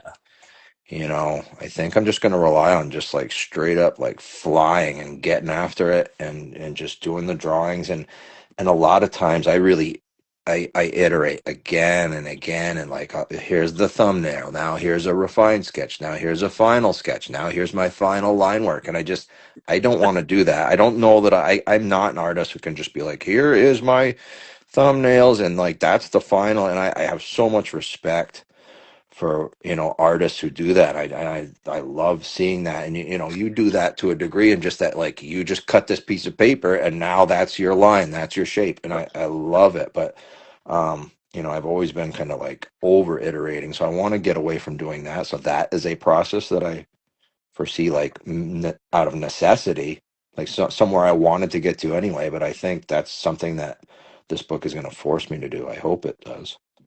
Yeah, no, I that idea of like the spontaneity, I think will be fun, especially if you establish those rules ahead of time that, this not every panel has or not every character has to be perfectly on model and you're allowed to be flexible. So if the character's rubbery enough, you have that option to be able to play with it. One of the things that I was wondering about with that in particular is, you said it was a rush job, but is it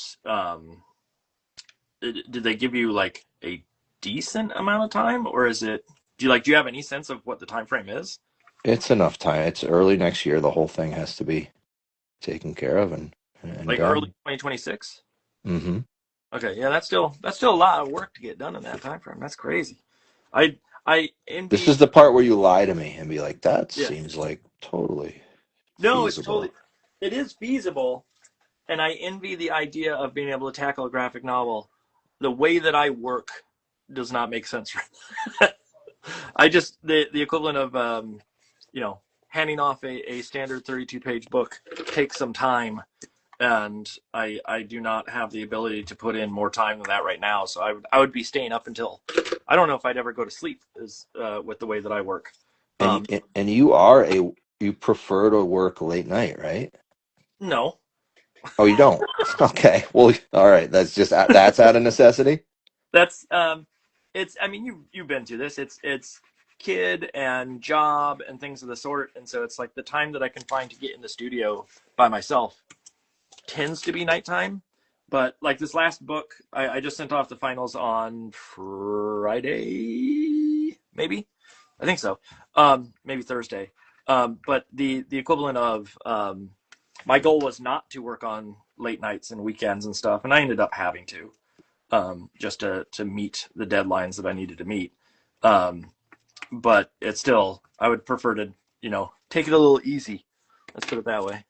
Um, Okay, I feel that. so here's a question from Captain Basil here. Sure. This is a good question. It's especially based on the fact that it's you drawing the pig. It says, if you're drawing an anthropomorphized pig, do you research pig anatomy at all, or is the anatomical work more human? And the same thing could be said for Yeah. your characters back and forth. For Captain Basil 207, AJ's drawing my character and I'm drawing AJ's character, but in our own styles, effectively. And so, but thinking about that, just idea of anthropomorphizing your characters, or the aesthetic that you choose as far as like humanoid versus non-humanoid. Um, what do you go through in that process? Like, do you actually look at anatomy before you start to draw? I think somebody's particular style and how they perceive themselves as an artist and drawing and then the work that they're drawn to, I think that informs that a little bit. Um, where I mean, there's some animals I just don't know what they look like, right? Yeah, And like I'm gonna I'm gonna use some manner of reference. Um, but at this point, and my work's pretty stylized and abstracted in some ways. So there's not a lot of that I do with my work, whether they're anthropomorphized or not. But I think it depends on everybody's style individually, right? I Yeah. think. So that didn't answer the question, or I No, guess but it's no, no, not for me necessarily. but I'll I say do think there's this like this idea that you must draw from nature all the time, or that mm, you got to know anatomy in order to be able to do it, and you do know how to draw anatomy, and you do know how to fucking draw right. people. Oh, do we swear on here? What? Yeah, you can swear. Um, yeah, I used to be a better draftsman than I am now for 100% for sure, and I kind of like that I'm not as much. I learned a lot of rules, and now I'm really enjoying breaking some rules and learning my own rules. Um, I mentioned Bob Stack before for I don't know for some reason he's great. Um, I I'm influenced by Bob Stack, but not in terms of his shapes or his rendering or anything he does in terms of technique. But I do remember him saying one time, like in a pretty gruff way, as Bob Stack may, about reference, like at a certain point you should just know how to draw things, and like you shouldn't be referring to photos and drawing from life anymore. I think that depends again on the style, but he was just kind of like it needs to come out of your head at some point. And so Yeah, I'm yeah. I'm with my own students though. I at the high school level I am still for the most part on that sort of in the area of we got to learn some rules. You need to strengthen your drawing skills before we move on. But at the same time, I'm sort of cognizant of there's a place for just not killing like someone's want to like create, and I think sometimes just like learning rules and rote skill building can be a drag. But No, that makes sense. I mean, even the thought that I have, and what? you can say yay or nay to this, but just the idea that you have to have an understanding of form and shape and a good visual memory. So if I said to you right now, like, I need you to draw a pony, yes, you will stylize it in your world, but you have a basic understanding of what a pony would look like. And you have an understanding of what, a basic horse looks like, or what a mane or a tail looks like. You may not get it hyper realistic and have like the lighting 100% accurate, nor do I, but I have an understanding of just structurally, what's there. And so it's easy to make that leap of faith into sort of stylization without necessarily getting caught up in every single detail. Uh, Yes. as long as you have a base understanding of what's what you're aiming towards. But a lot of students, especially early on, don't even know what they're looking at, or Yeah. don't have that visual memory, or haven't built up that knowledge of shape language or things of the sort, and so it becomes much more challenging for them to make that leap of faith, or to draw on speculation. Let's put it that way. That's Um, a good way to put it. do you when you're working? Wait, let me see. Oh yeah, someone said it was a thank you there. When you are working, do you find that your sort of time frame, like when you're actually drawing the character, like I'm watching you draw the pig right now, and there's lots of like refinement of details and things of the sort. Do you find that you exponentially get faster and faster as you draw a character, whether it be the first time or even like, I assume over a book, you're like, by the end of it, you're like, no, I know how to draw this character backwards and forwards and backwards. But when you're initially starting out, do you have that, like, the first time you're drawing a character, like even tonight, do you feel like you are getting faster and faster with the detail work that you're doing just because you're seeing it more, and you're in it more? Yeah, and I'm understanding what I'm trying to do, like where I'm some of it was feeling it out for sure. And so in that regard, I'm getting faster and that I'm sure of what I'm building. But if this was a book and I was like, okay, I'm re-envisioning Mark Hoffman's Piggy Bank Saves the Day, and I'm going to do it in my style. Like this is where I am right now, but I don't think I could just start on the book and be like every single, you know, Yeah. instance of the pig is going to look like this. I think this is still sort of figuring out the character, Yeah. right? So like, might look a lot like this. It might even look just like this, but it would probably change. So Yeah. over time of learning the character and okay, like once the design is locked in, yeah, you got to learn it, and you better be getting faster at it, or you're just going to be here forever. But You're in training mode right now. You're in the like yeah, the thick of trying to figure out all the details and the challenges and the tweaks that need to happen, and hopefully it gets faster. But it doesn't. I mean, there are times when I'm working on a book, and I assume this is the same for you, especially coming from the animation world, where you start into a character and you're like, this is amazing, and then all of a sudden you realize, oh, I got to draw them in a position where they can't physically do this thing, like the equivalent of um, uh, looking at Vera, right? I'm trying to remember off the top of my head. Vera, yeah, Vera. There we go. Um, that idea of Vera probably can't cross their legs easily, or can't. I'm trying to think of like because of the sort of stubbiness of the legs. There's not the ability to do like a high kick in the same way without having to really manipulate the body to a different shape.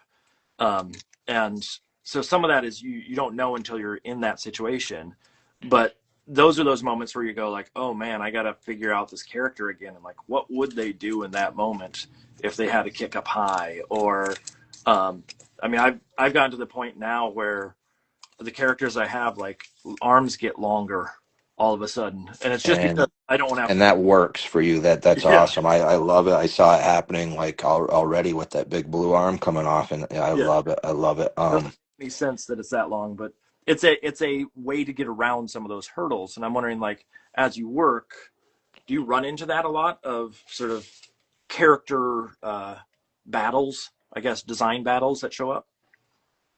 Yeah, I think so. And those are sort of fun challenges for me. I like doing. I think that's maybe something that I like about design and I like about character design, particularly in illustration. But um, I think it comes to a point where like you have to, you have to lock those in. But there are those sort of problems that arise as you're working out the book, and then what happens when there's an ask for something totally different, like a big revision from an editor and art director. So yeah, you got to be flexible with that, right?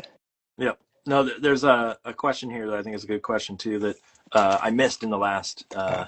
the last bit of the feed that I want to get to that they've asked, and this is thinking about that idea of sort of um, shape language and how you work. And I was asking about time before. This question comes from Captain Basil, who says, um, "Do you listen to anything like music or audiobooks when you create?" Which is, no, I want to get that answer. But then also, this is the part that I like: is does your listening need to match the type of your art? And I don't.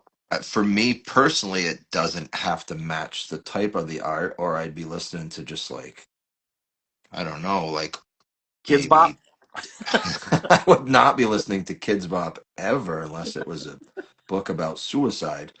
Um, geez, God, Kids Bop. What are you doing? We don't. That's on the same level of like 6, 7. We don't We speak don't of talk about Kids KIDZ Bop. BOP. Okay. Oh my God, I thought that it went away from my memory forever. Kids Bop. All right. Question. So yeah, I'm all over the map. I think it depends on mood for me. In terms of like, I do a lot of illustration podcasts, comedy podcasts, just listening to comedy a lot. What I don't do a lot of, and I don't watch a lot of new TV or new movies because it's an investment of time and attention that either the movie's on and I haven't absorbed any of it, or an audiobook's on and I haven't absorbed any of it. So I kind of, if I sometimes I like to have something on in the background that's not music or a podcast to change it up, but it's like the Yeah. same TV show I've seen 1,000 times, like it's The Office or it's, oh, I love Brooklyn Nine-Nine. Yeah, that's why I hear from people who tend to watch things that it's when they're working. It's you're not actually watching. You're just listening and remembering the visuals of said show. When I work, it's. I mean, sometimes it's music and things of the sort, but a lot of times it's a podcast, or if I can work during the day, it's chatting with friends online and things of the sort. But it really it really depends. I mean, most of the time I'm working, honestly, is so random and rare that a majority of it's this kind of thing, like just talking with people. I don't have a lot of opportunity to sit down and like watch a movie while I work or listen to something really long or whatnot while I work. And so podcasts, yes, but limited amount of podcast. Most of the time that's saved for the car because the car is much more boring. The drive to work is boring. And so Yeah. I want those Yeah. to be funny. I don't want to be stuck in dead silence while I'm driving. I'm very fortunate with my commute to school, but long trips, that's my Yeah. podcast time for sure. Or podcasts like just the monotonous everyday stuff like dishes, laundry, lawn. Like, Mm. I mean, if there was no podcast, those things don't get done.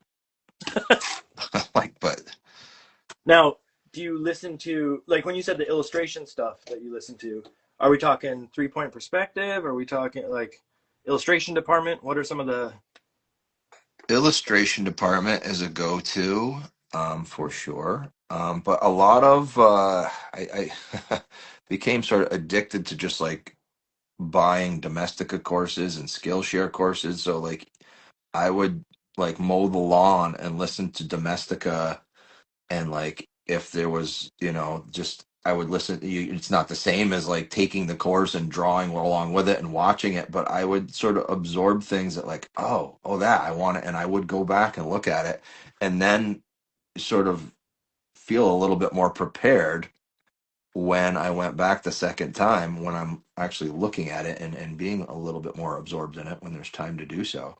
yeah, Um, that's how many Domestika courses do you think you've done? I wonder.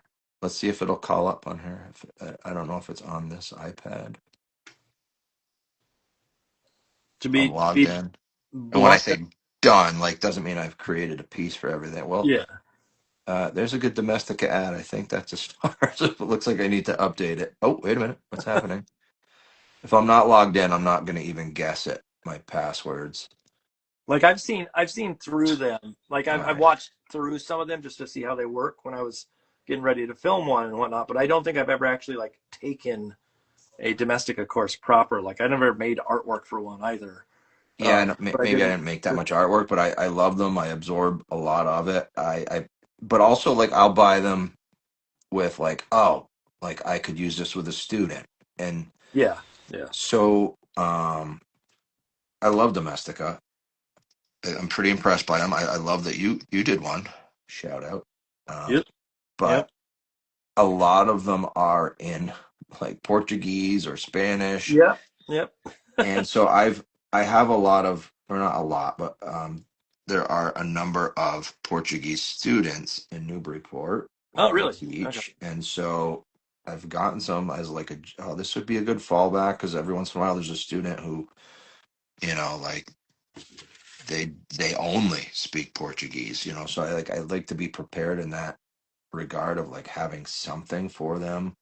Yeah, not leaving Um, it behind of some sort because of something like that. but just like I have independent study students, you know that kind of thing. I have actually one. She's an intern, but she's very interested in Kidlit, and so we're gonna get her some Domestika stuff soon. I didn't. The Domestika. I get a thing every once in a while saying like, "Here's how much people have taken the course and things of the sort." And it's always surprising because it was so long ago, but there's still people taking it. But it's always so cheap, the course itself, and so the like reward, like it works like royalties on a book. Hmm. So I get this thing saying like, "Here's how much you earned," and it's still $0, $0, $0. And it's going to Okay, be like gotcha. years of that, and eventually it will probably hopefully switch to, you made 10 cents this month. But because I got the advance, it's not necessary, but it's still funny to get Right. those notices every once in a while. They're like, you made $0 this month. I'm like, cool. Next month. Next month is the month. Next month it's gonna come through someday. I'm gonna get a big payday of $2. Um, with with sort of the experience of teaching students with or coming from different sort of backgrounds and things of the sort, is that something that you have to on the regular sort of figure out those kind of adaptive situations? It can be. I mean, it's the type of thing. So it's not like a one size fits all, right? But yeah, so you've got to be a little bit adaptive. You've got to be able to ready to modify some content and some curriculum there. But that's part of the job to a degree. Yeah. I think sometimes it's a big ask, honestly. But it's part of it, and I don't know, if you embrace it, it makes it a lot easier. And then this is going to be a strange question. I think I know the answer already.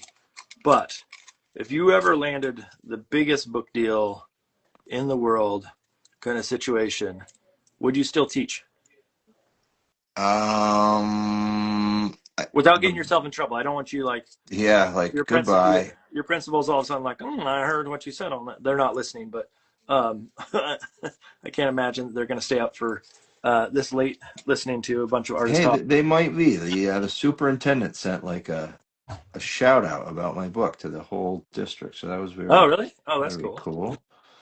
Um, but yeah, I don't know. I guess we'll wait and see when that happens, right? Okay. Okay. How's that for a political answer? Yeah. You saved yourself there. You got out of it. No, it's one of those things where like I don't know how I would answer that either. Like it's so ingrained to be teaching on a regular basis now that I don't know what I would do without it. You know, I think I would do. I would, if they would allow me to. I would probably just teach like the bread and butter stuff that I love teaching. There's classes that naturally that are not my favorite to teach. Yeah, I have a pretty solid workload. Like I've kind of climbed the ladder a little bit, so I'm getting some choice stuff. But that makes sense. Like I wouldn't go yeah, and I teach. could see hanging around. So there's a lot of teachers that I know that like they retire and then they come back and like teach one or two classes that they love. Yeah, There's like a creative writing teacher that like I think she's just going to keep doing it forever, and she's good at it, and the kids love her, and but she's enjoying a little bit more freedom being retired. I can understand that the age of retirement aspect. I'm like we're at a point where I've actually like questioned like, okay, what age do I need to be before I retire? What age do I need to be before I can sort of hang up my hat? Um, Right, right. it's a ways off. Admittedly, it's a Yeah. ways off, but it's still like it's a question in the back of my head. Like, okay, what's involved? How do I do this? How much do I need to save up, et cetera, down the line. But um, the with working on like obviously as an animator, working on someone else's style or working on someone else's character is sort of ingrained into you. Um, but I want to find out a little bit because I'm going to try to answer the same if I can, or in some form or another. But having to draw someone else's character tonight, what were the things looking at sort of the initial pass that you were thinking um, in the sense of like how to adapt the character? Like obviously when I draw the piggy bank, there's a way that I draw it and you're coming at it from a different point of view, but I'd love to hear sort of your take on that, and I'll do the same for you on these characters. Sort of like, what were your takeaways Well, before? let's Yeah, see. Let's just kind of shrink this down. I mean, I read the book a couple times, and I looked at who the character was, and what sort of some of the actions he's going through, and what kind of poses I could put this character in, and then I thought of all my go-to shapes and proportions and placement. And then I looked at yours and thought like, okay, what wouldn't I do?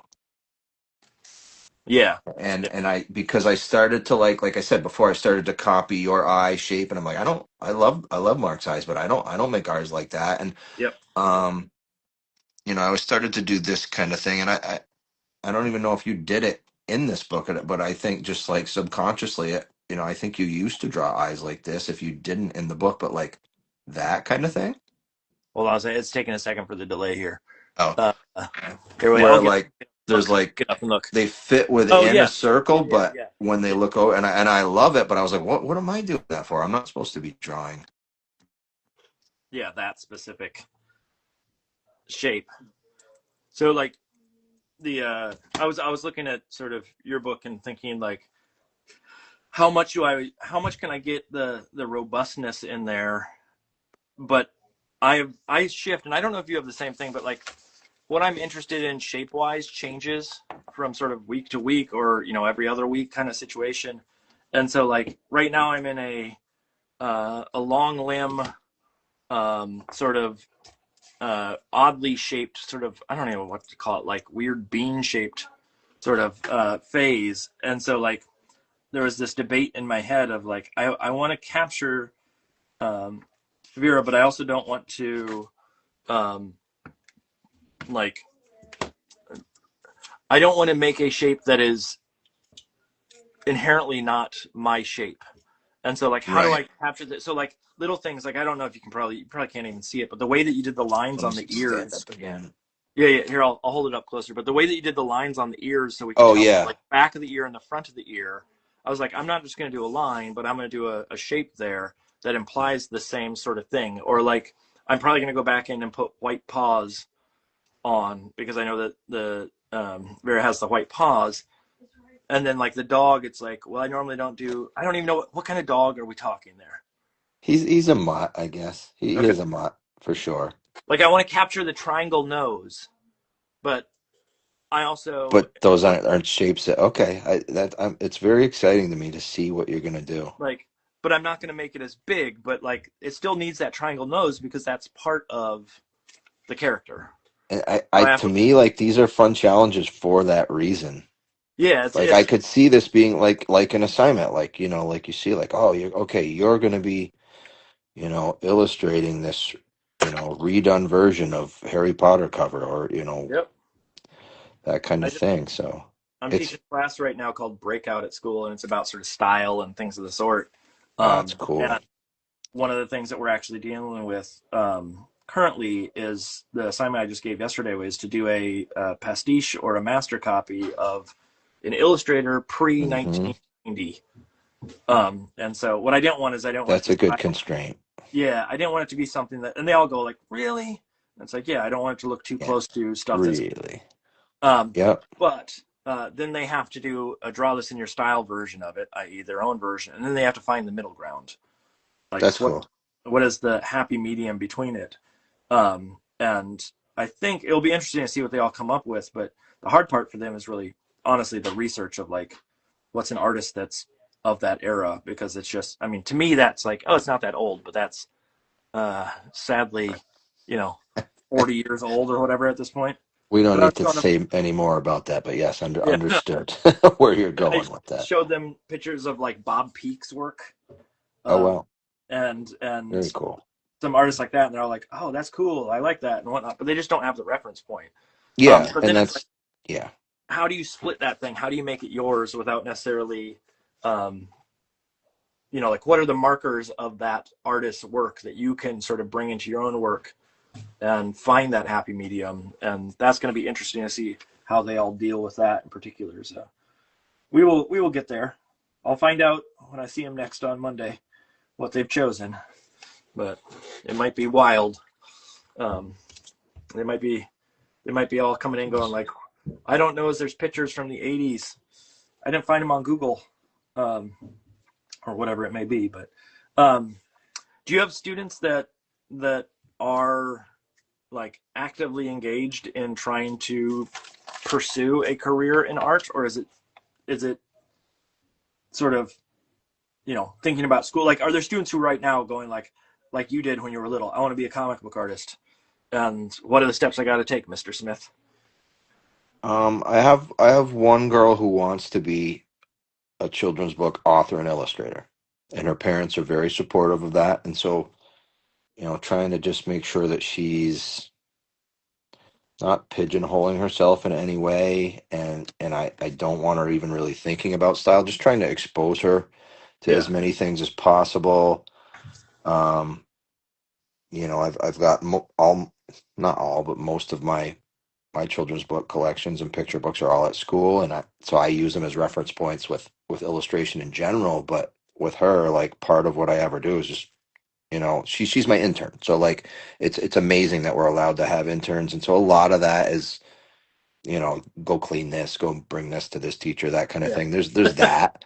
But I try to be mindful, just because of my own internship experiences in New York City, of like delivering brownies and like BS like Yeah. that, of like what's in it for them. And Yep. so I make them do a project or two. But when sometimes it's like, all right, I have this task for you, but all right, today your task is just go sit and read picture books, Yep. for 20 Yep. minutes, and then go back to your project, or then wash that table.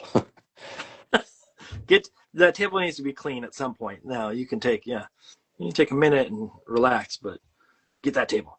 Oh yeah, Um, huge help though, to like, I was slow to get on board with it, because I was like, I can't have students do that, and it's just like, yeah, you can. Like, they get like credit for it, and it's like when they leave, especially if they're a senior and they leave like early in May, it's like, well, what do I do now? Become so reliant. that table's going to be They've dirty for enabled the me. rest of the class time. Yeah. This is called dirty table till September. Just we're trying to introduce more TAs into the classroom, and like right now, and I don't think the student's watching, but I will say this, um, that or I will say this without their name, but a student who has some physical problems with their wrist, and so they're having Gotcha. trouble drawing, and um, we're trying to figure out how to sort of mitigate that, or how to sort of deal with that on a regular basis. And one of the things I told the student was that they're a senior, they're late in their career at the school, and I was like, we're gonna do a incomplete, so you will have time to work on this at the pace that you need.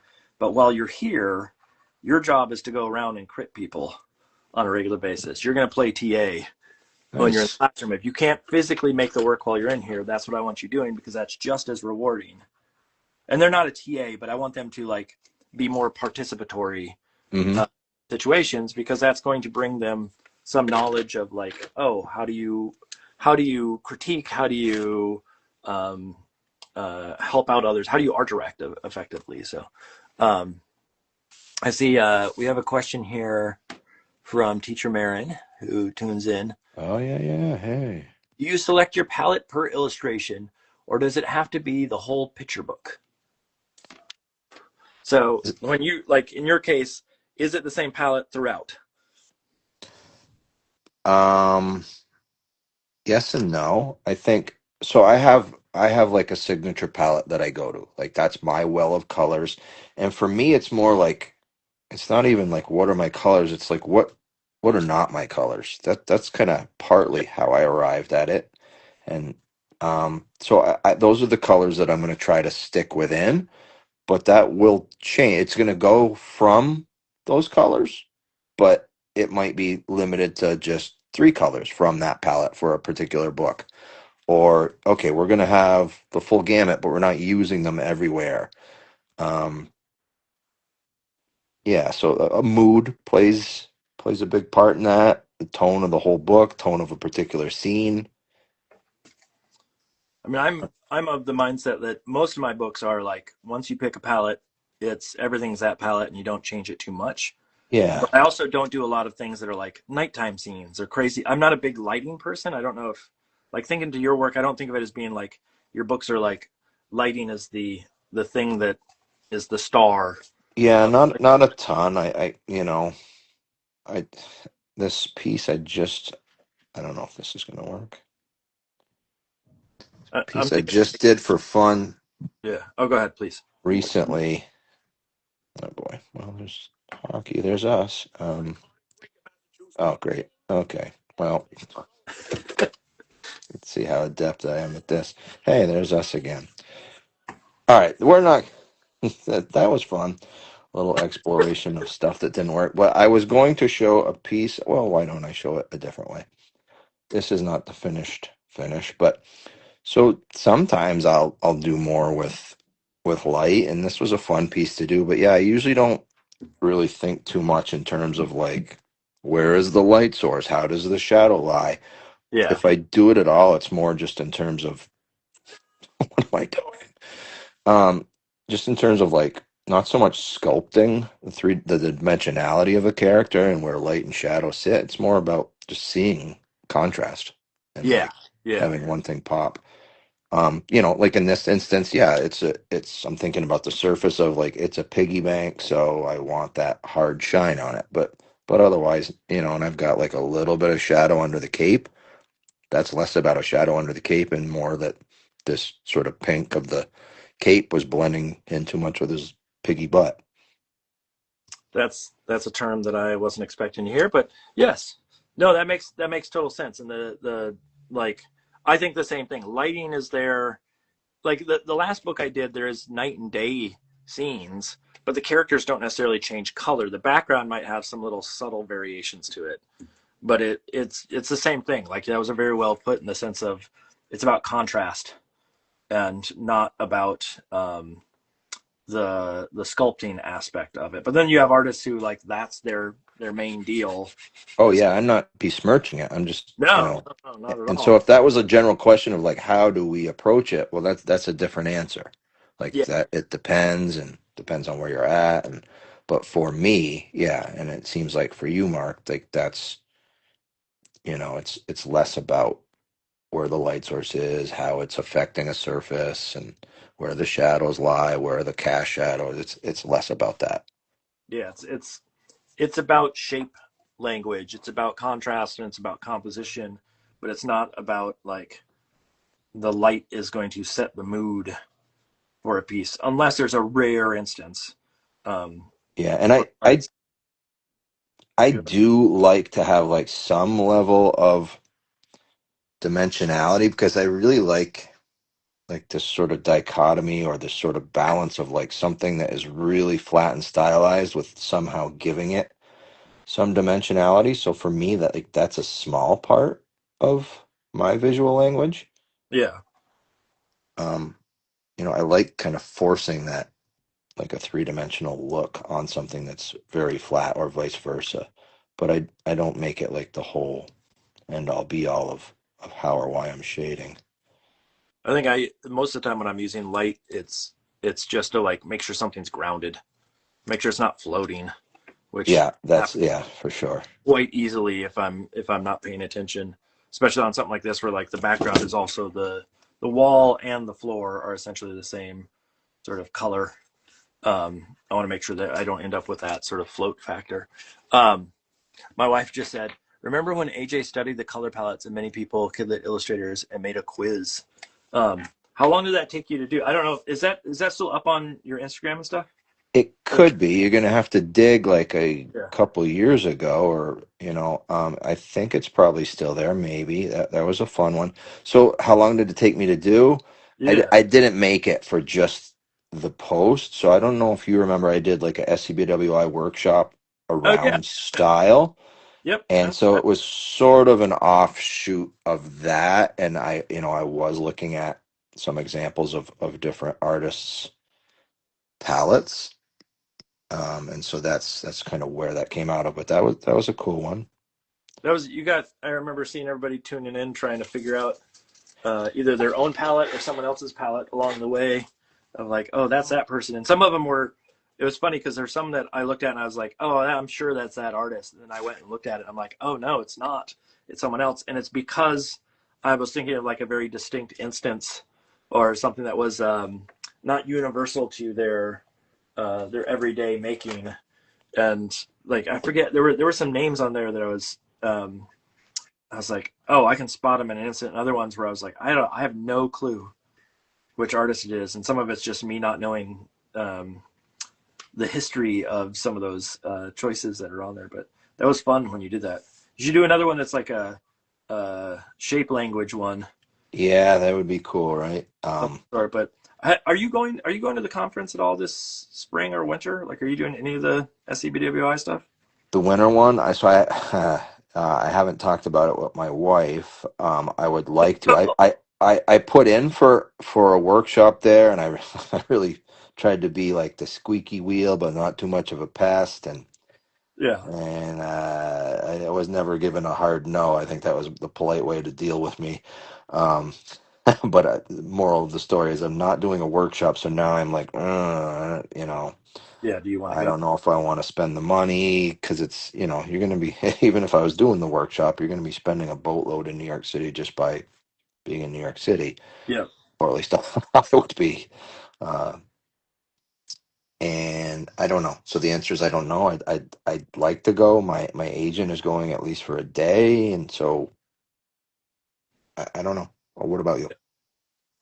it's one of those ones I would love to go down to New York and do that, but just time wise and whatnot, like it's never really big agenda item for me. There's so many other things I got to do. Yeah. Around. And then Icon is in the summer, right? And like, Yeah, that's in Baltimore. when is the registration for that? Has that already happened? Like, I'd love to No, do that. I've never done that. I don't think it has yet. I'm Have you? Sorry, go ahead.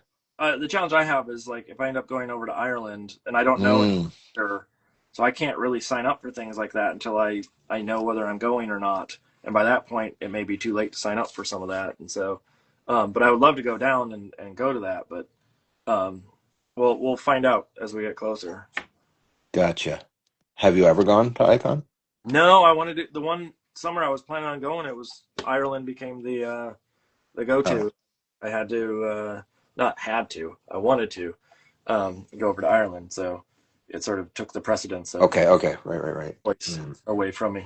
Um, but it sounds fun. It sounds. I mean, it's going to be interesting because it's a different type of crowd. But there is still kidlit folks there. But there's a more diverse set of illustrators that show up just because it has every type of illustration showing up. Um, so we will see. I I know one of the folks that has been in charge of some of the organizing of it, and we've had a conversation, a very small conversation about like running a workshop there or doing something of that sort. But That'd be I don't know if that amazing. happened. Yeah, So I think I'll do the New England conference, and maybe I'll be able to do a workshop there. I would love to.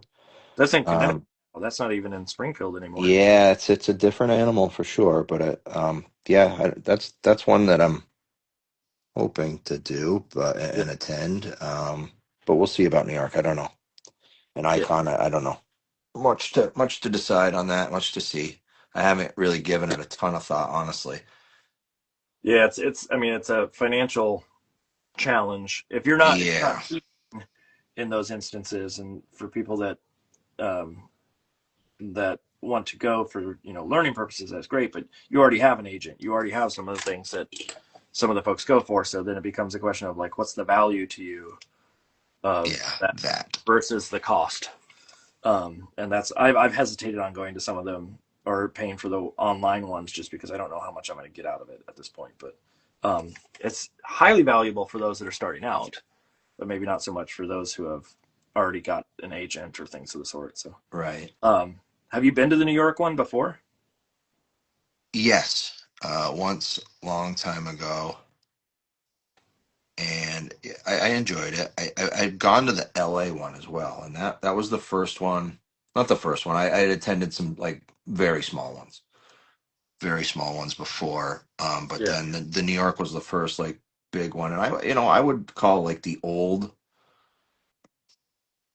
incarnations of the New England Conference as a big one as well. Right, it got kind of big for a while. So, Yeah. but the LA one was the first big one that I had went to, and that went really well. I was very sick the first couple days, Oh, extremely sick, and so I had to like force myself to like go, honestly. And I'm not like I hate flying. I'm someone who does not fly well at all, and like I got sick on the plane, and like it was just sick oh, every. Yeah. Oh, So like that part of the trip wasn't great, but professionally it was good. It was like that was early on, and that was a really good kickoff, and I actually got a book series out of it. So that was like my first kid lit gig was from a conference. So it does happen. I uh, Um, I have a tangential question. You brought it up, so I'm bringing it up. okay, go for it. You got sick on a plane. Yeah. I have once gotten sick on a plane. Were you barf bag sick or were you? No, the other Oh, end. the other end.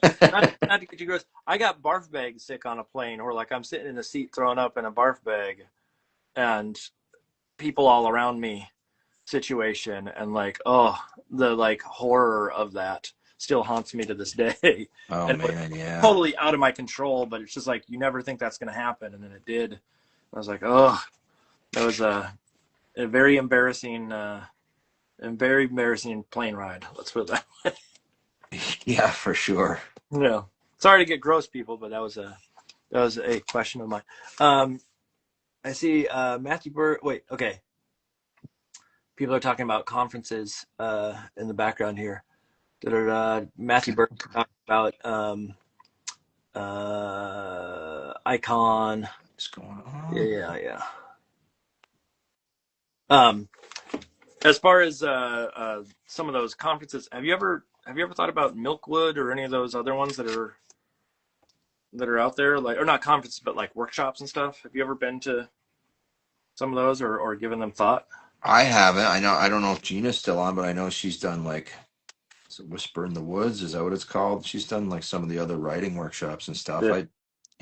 I would, I think, I think things will change once my kids go to college. Like maybe there'll be more freedom. Maybe I'll have less money. But so who, yeah. So yeah, in the interim,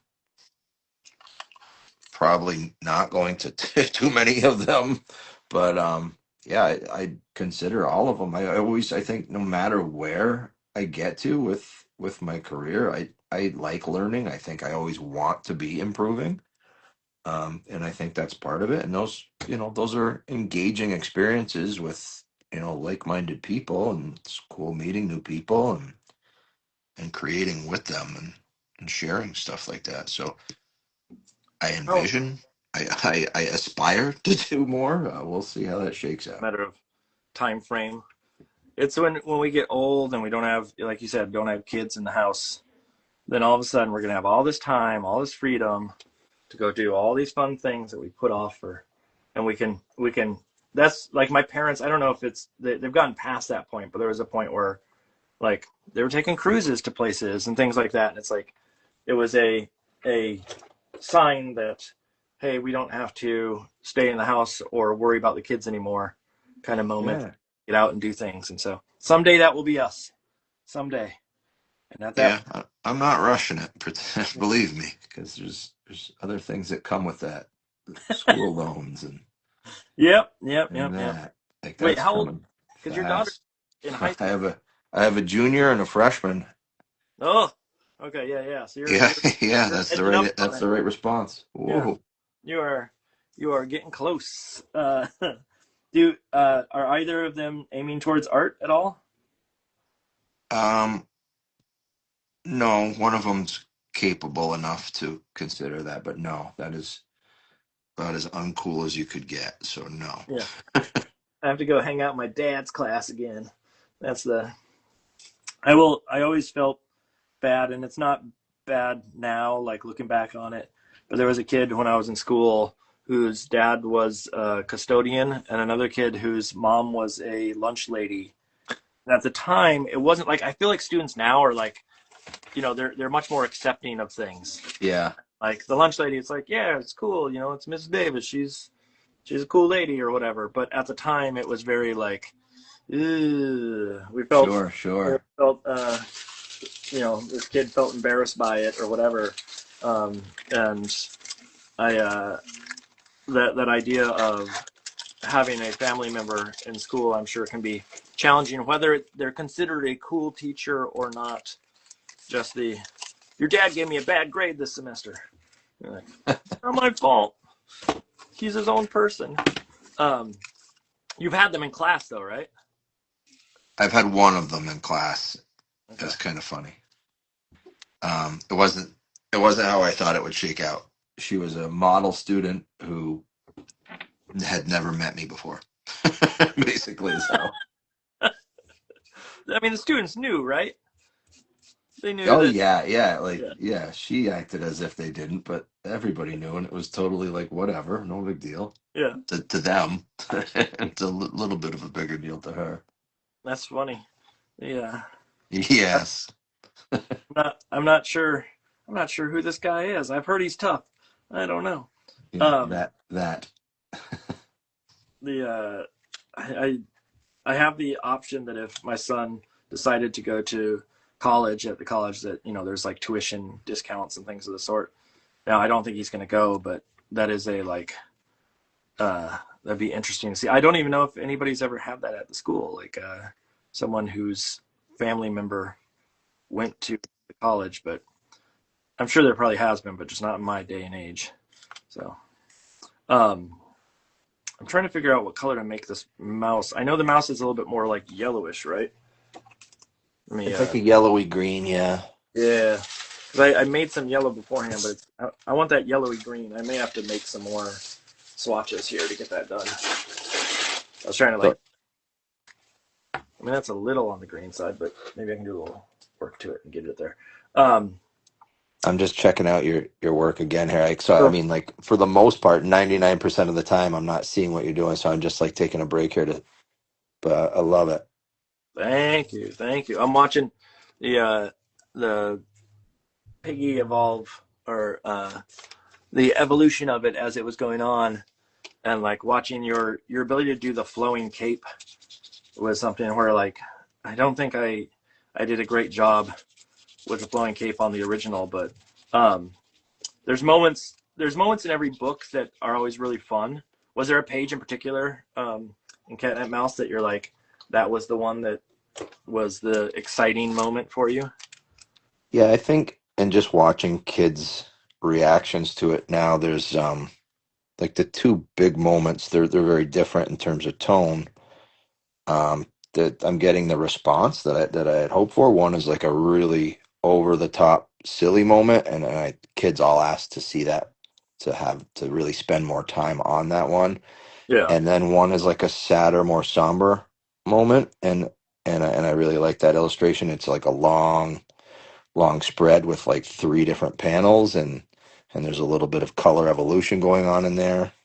And yeah, well, I'm talking like I don't have the book right here because it's hidden by your book underneath, and I love your book. There's a couple of spreads of yours I want to talk about. But let's see. So I like this spread a lot, and it has real ketchup. And it's called Ketchup Joust, Oh yes. and there's real ketchup that I wanted to just paint on, and like ketchup's not so easy to paint with, as it turns out. Um, but it's fun to play with in Photoshop and manipulate and stretch, and so that's what we're seeing here. But it is actual ketchup. Was that? Um, Did anybody walk in you on you while you were doing that, or did they know? no, that would have been great because I was like blowing it around with a straw, and like Yeah. that would have been a great look. I think Dad's lost it. But let's Came see, home and let's see. took the ketchup out of the fridge and started blowing it around. And I don't know what happened, but something happened at work today.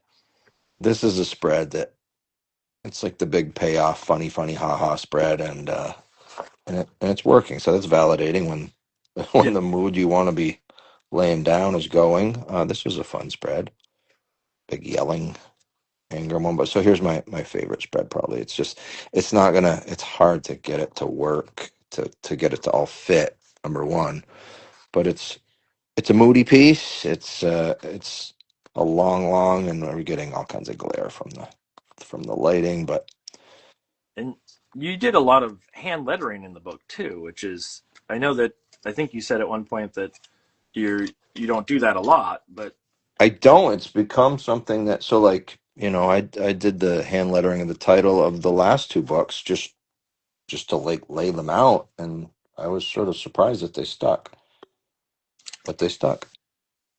meaning like they didn't say anything, and not like, oh, we're gonna do something different, or Well, it was just like I almost took it for granted that a designer would like I was just laying it out kind of and like giving it a feel of like a suggestion just of like I don't design titles and but apparently I do.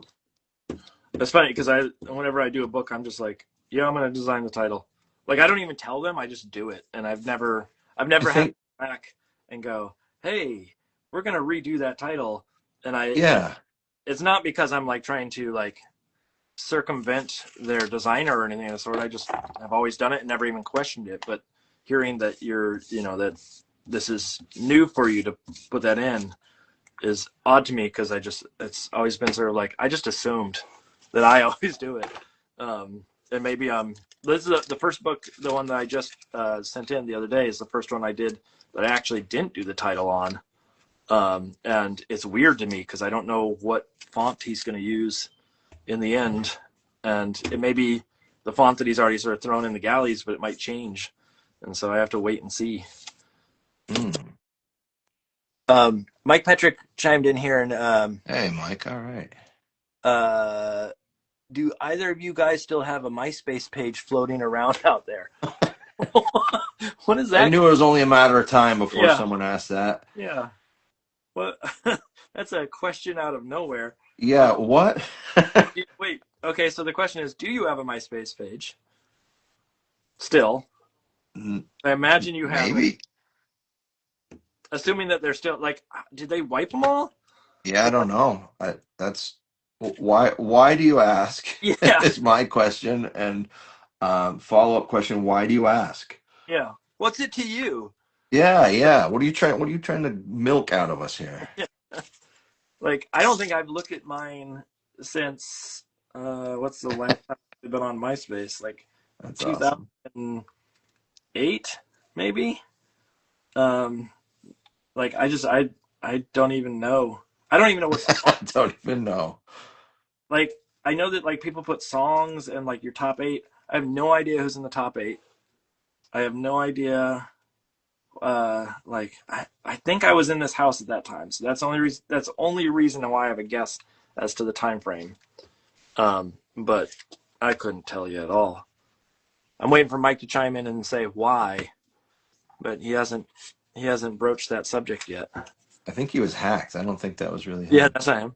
That was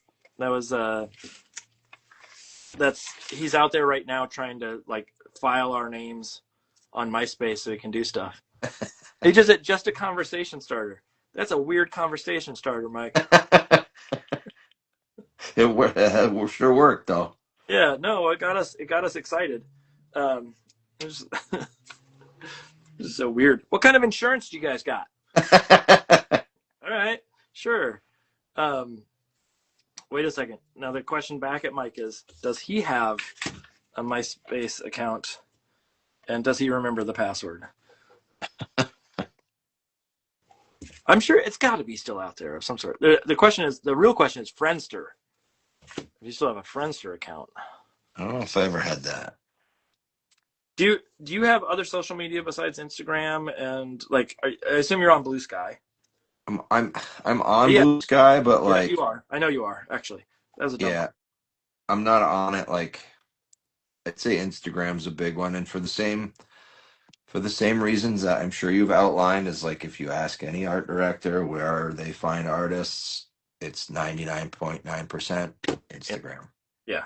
And it's kind of annoying, right? But it is It the is what reality of it. Yep. And then do you, when you are on Instagram, like thinking about social media, I mean, obviously you put stuff up. I see you put stuff up. I follow, etc. But we're also in an industry where, you got to promote. But then at the same time, we're also both teachers, and what you put up and what students see can sometimes be challenging. Like, you don't want to put up too many personal things without risk of someone knowing where you live, or Yeah, well, everybody knows where I live, so that Yeah. that is what it is. They find that 7 minutes home and they go, I know exactly where he lives, and I know you better not give me a bad grade or else. Um, but the that idea of sort of separation of church and state, or the separation of work and life, does that show up in any of your sort of like the way that you think about social media use? Yeah, I would say a little bit, but I mean, a part of it is just being like a, kidlit creator anyway. Like I'm sort of minding my P's and Q's, for the most part, but like, I don't know. I think in a public setting with more adults and such, I'm more prone to like drop F bombs and stuff, but I'm also not like I'm not someone who, I don't know. I think I pick my spots with that kind of talk anyway. Um, I Like don't all the make it time like a you set it on like here. I don't shy away from certain things, I don't think, but like I also don't make it like certain things part of my everyday vernacular, as salty as I might be. I had a student last year come up to me and they asked me if I live at a certain address. Oh, that's fun. And now it's that they found, I don't even know how they found my address online, but they did somewhere. No one go look it up, please. Um, Oh but it God. was they were like, we're gonna drive by your house and we're gonna, whatever, and like we're on break and we're gonna go see where you live. And I don't think it was done in any sort of malicious way, but it was, it threw me for a loop of like, oh, they know where I live. Yeah. So like what if you didn't do that though? How about that? Yeah, yeah. I I think remember. my first year I had like a student do that and it was just like, yeah, no shit, everybody in the town knows where I live. I think that might have been my response. Like in Yeah, the moment, like, okay. you got me. You got me good. You know it. Um, the yeah, the challenge. The I don't live close to the school, so they had to make an effort to drive by my house. That made me more worried. Right, like what? Yeah, like Yeah, that's a reach. you're going a long ways to get to my house. Um, anyways, I got to figure out this tea color here. That's going to be a challenge. I haven't even gotten close to it yet, but So I didn't even make mention of it. I'm just like drawing random stuff. So oh yeah, these yeah, these are from a secret book project, but I don't think I'm giving away too much by drawing. They're very much background characters, and there's like a Island of Dr. Moreau kind of thing going on with some genetic sassiness. so you're still in that phase though of trying to figure out exactly what the look is. Right, and so that's the other reason why I feel pretty validated and being able to go public with this is Yeah, like they're there's probably nothing not going to look like this in the book. Maybe I just knock it out of the park in one go, but That's my I mentioned last week, and I won't say much, but I have a thing with Crayola that I'm going to be doing in the coming month. yeah, you said that sounds amazing. So that's a go for sure. Yeah, yeah, I can tell you about it offline, but it's Yeah, please do. That's like dream client level right well, there. it's not really a paid thing. It's a weird. I'll explain it off. Okay, okay. It's a good thing, but it's more of a like an outreach, good service kind of thing that will be explained All at some. right, well those are Um, good. yeah, and so uh, it'll be interesting to see how it all plays out. But the what was I gonna say? It's one of those ones where like I can say that much, but I can't tell you exactly what it is yet. I don't think, or like the official setup of it has not been announced or anything. And they may never do that for all I know. So it's new to me. Let's put it that way. All I know is at some point I will detail it for folks. Um, let me get this. I'm trying to figure out how to put little details in here for Kitty and vice versa. All these and Doggy as I go. So The, here's an example of what somebody asked before of like, do you look at animal anatomy and such? And so I'm drawing, well, it's a bear and a shark combined. But so it's a shark and I know sharks' tails have like a very specific shape to them and um yeah, I'm at the yeah, how do point you where get? like I'm probably maybe I'll look it up later just to see if I'm like way off, but I don't think it's gonna like I'm not like harboring all my decisions on like, oh, that I don't know what it looks like, so I can't draw this tail until I see. like what it looks like. Like I feel like this is more of a whale's tail, but I don't care in the moment. I want to just I'm going well, like I want to not forget about like what are my shapes? Like what are my shapes? Yeah, And so like that's the bigger part of it. And like yeah. just You letting can. go of like, oh, like they'll never know it's a shark or like I don't know. It's the phrase I have been using recently with students and on here is that you just need to have something that's like a marker. And what I mean by that is it's got to look close enough that people don't question it, but it doesn't have to be accurate. So like, we know that a shark has a fin on the top and two fins underneath and a tail, Yeah. and the fin on top is pointy. If Just it's rounded, it's a dolphin. But like there's certain things, the teeth, like enough that people can understand basic form, but they don't have to understand every single detail of it in order for it to work. Um, but again, that's the fun of living in a world of like stylization, where you can make those calls and yeah. not have to live by the rules that everybody else is playing by. So, All right, so I gotta ask you and everybody else a question. yep. And now I see the reason why my wife wanted to know how long I would be on. And so I'm guessing I went over 90 minutes with you so far. But the question, the bigger question is, can you hear her spin class in the back? No, Okay, good. So anybody else? no. Is she teaching it or is she just in it?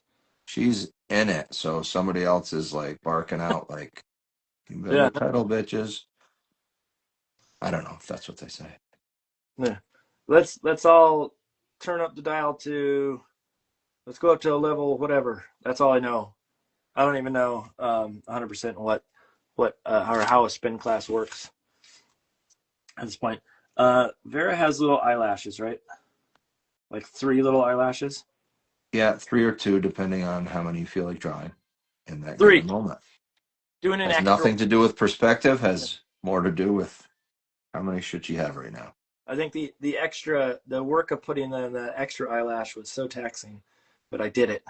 It was I had to fight for the willpower to get it in there. Um, let's see. I'm trying to I figure out. haven't had the time to do it yet, but I recorded voiceovers for making like a couple really rudimentary trailers, but I'm glad they're going to be rudimentary. They're going to be cool. They're going to be paper cutouts. But Trailer, but even though the book has already come out.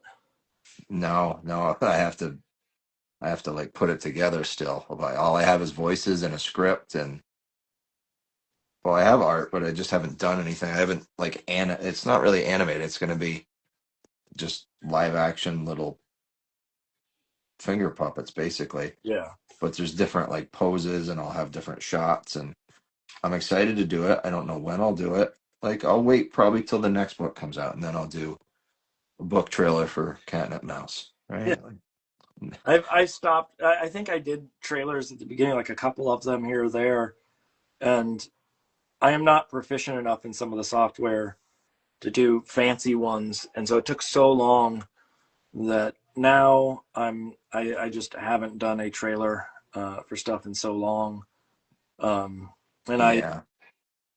I think it probably makes sense for a lot of folks, but to do it, but it was not in my wheelhouse to spend the time doing that, especially with other deadlines and things of the sort. Yeah, and well then there's like the algorithm part of it is just like if you don't have some like video face, right? Like Instagram, you're not going to get the Well, that was same my exposure. my wife and I were on YouTube when we post these. Now we put a different um, a different what do I want to call it? Like I don't know, what do you call that? A image up Oh, front. like the preview image? Is Yeah, that what it goes off of? yeah.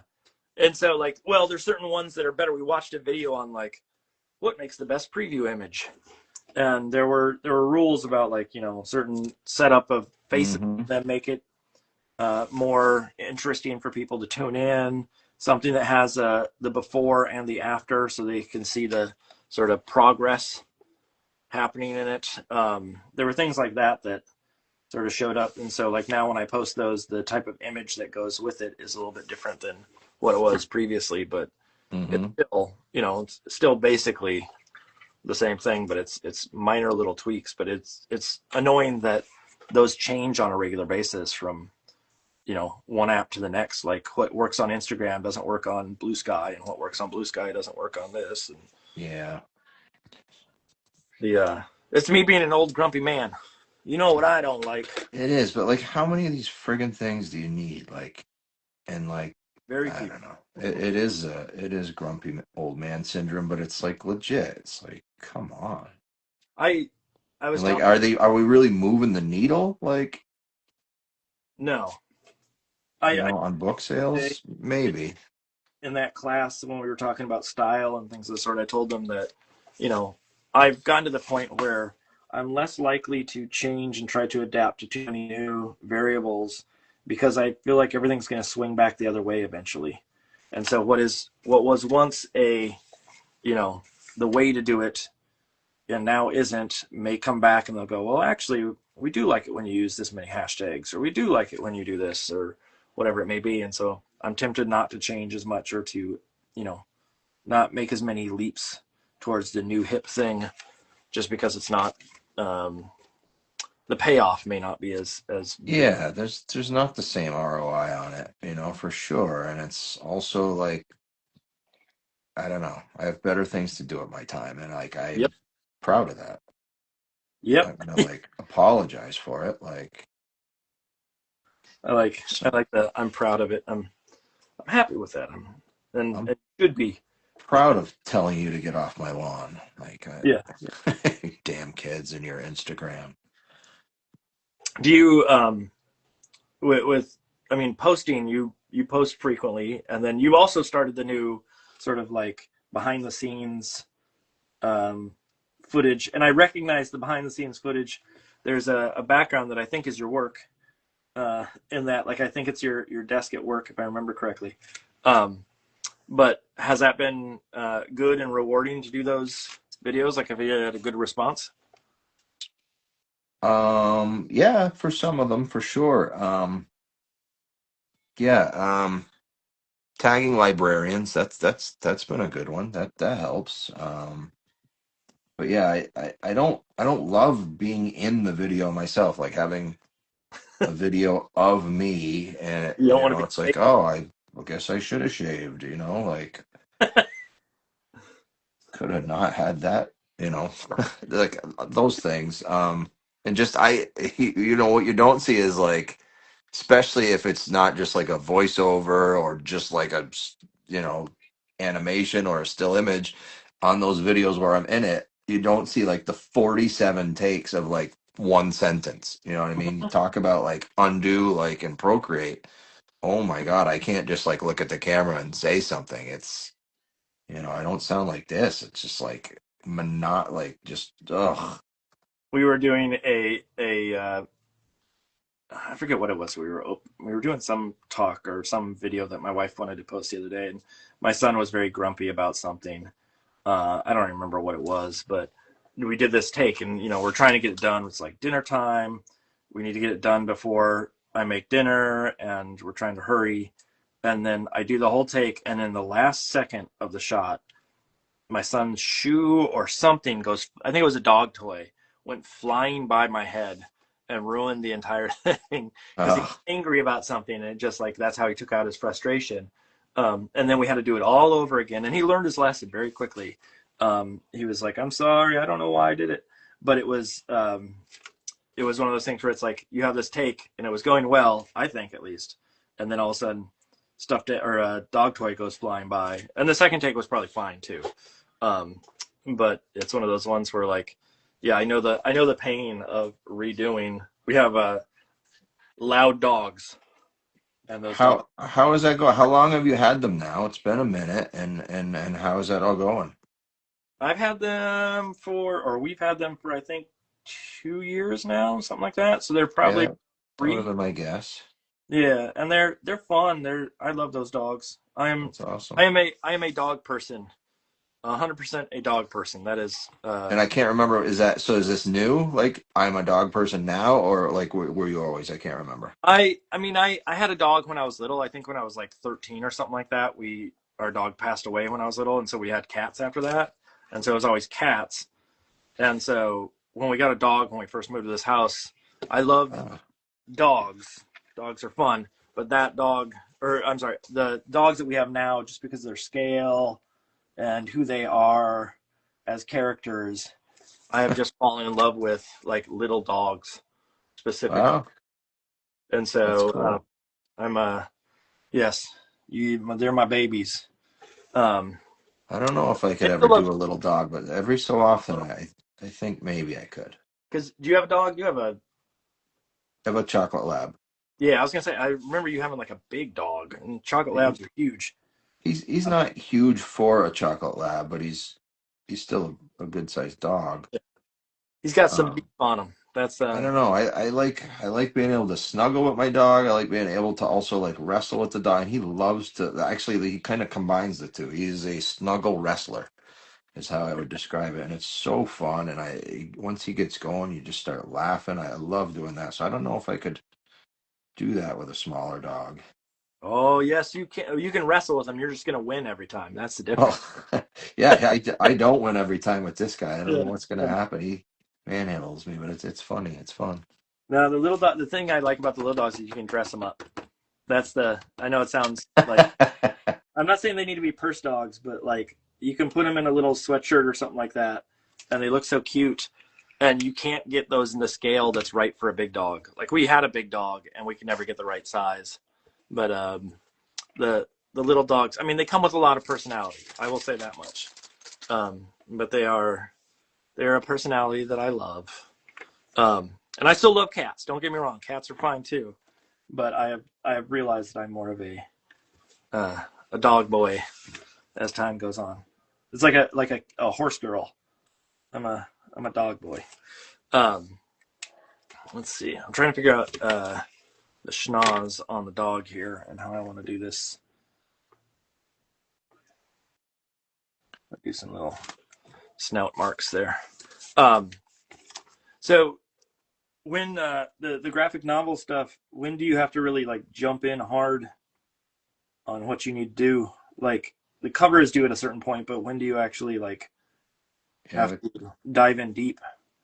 covers due pretty quick here, um, so really it wouldn't hurt for me to be doing that right now instead of fumbling around with characters that are very much in the background. Yeah, But but figure out style. You can't let that slide. but um, yeah, soon. Everything to answer every part of that soon. Yeah. Yeah, really need to get after it soon, and I will. I gotta work out some of the visual language kind of stuff, and sometimes that's waiting on them. They're waiting on me now, and that's fine, and I'm ready to go. But yeah, I gotta get moving. That's What's ugly. That is an ugly cat. when you when you work on uh book like just thinking picture book just because that's the scale that makes more sense for me right now. But when you Yeah. work, yeah, what kind of time frame are we talking from start to finish? Well, what do you mean by start? Like if we're writing it and like like Well, there's a lot of different start points if we're pitching it okay. and like so like So let's start with just artwork, finished artwork. So it's already been written. You've already like storyboarded it out, doing the actual final art. probably like 9 months, six Okay. to 9 months. Would you say like? Would you agree with that? And I mean, I guess every publisher's different, every timeline's a little different, but yeah, I I, mean, I I would say sketches I probably and finish probably get about 6 months a lot of times yeah, for some of them, but it all depends on sort of what how fast they get their edits back to me. A lot of cases, right. um, but then okay, with let's add in writing then. What's the what's the Well, frame if I mean you're that's a little different because I mean, at least in my case, I haven't I haven't had a book that was just, contracted without having worked out the writing 100% first, right? So like that writing, phew, I don't know. Some books come like so fast and like kind of knock them out quicker, and some I feel like you're, you're writing them years and years later, and you put them away and like come Yeah. back to them. So yeah, writing kidlet's not easy, right? Well, okay. Yeah. Oh, it's not always easy. Never easy, but sometimes it's a lot faster, right? It's never easy, but it's The book. sometimes it's a lot just The, comes, and sometimes it's you're just yeah. revising forever. I'm always happy when it comes so fast, and you think like, oh, it's going to take forever to write this thing, or I got to figure out where I'm going with this, and then all of a sudden you pump out an entire book in like not necessarily one sitting, but it doesn't take as many edits as some previous ones did. Um, Yeah. the idea of writing though, like thinking about the journey of all of your writing, um, is there like do most of them take years, or do like thinking about the projects that you worked on, is there a time frame for that that's sort of the expected time frame, like it would take a year or two to actually write? Well, I guess for me it has taken years, but I have so many in different stages, and I think that's the key. If it takes you that long, don't write one book, Yeah. write 70 books, and then really, and then just pick away, you put some away, you come back to them, some you'll never come back to, and that's natural and that's okay. But just keep creating.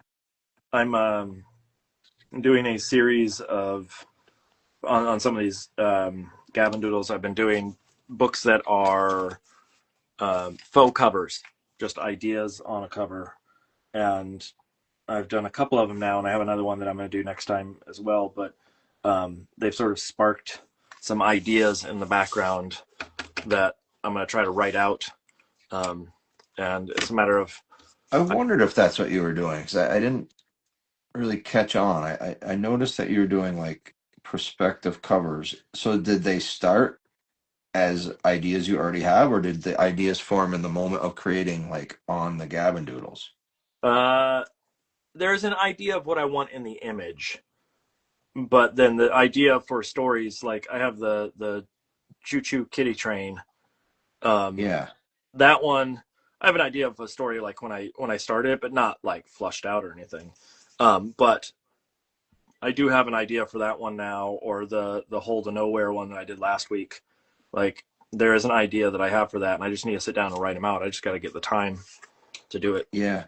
That's awesome. But don't you feel like the processes can be very reciprocal to each other? And like I Yeah, really think sometimes like yeah, you have an idea, and it's not even necessarily that you're stuck or not, but I think sometimes like okay, I've written this for a little bit, or written down some lists, or even just researched some things, and then sometimes I think it's okay, now I start to draw a little bit, or some aspect of it, I draw a scene from that just for fun, and like yeah, suddenly oh, now I have a better sense of like where I could take this or where I want to take this.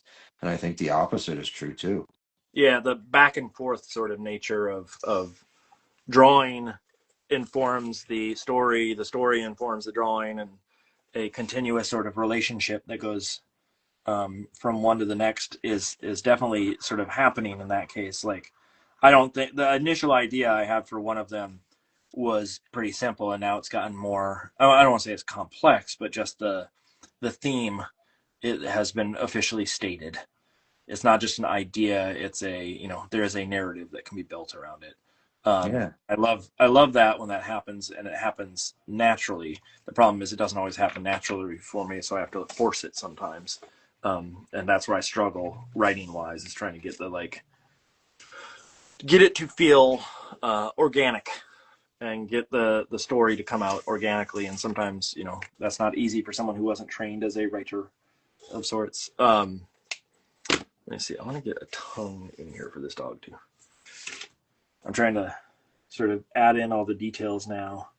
Or Well, I think you're an excellent writer, and you'd never know that it doesn't that it wasn't something that you were into right from the start. I always think you have very on the point feedback for everybody, and We need it. We need to do a group. group again. We haven't done that in. I It must know have been, what? we always say that. I know, but I feel bad. Like I think it was last time we had it was spring. I know.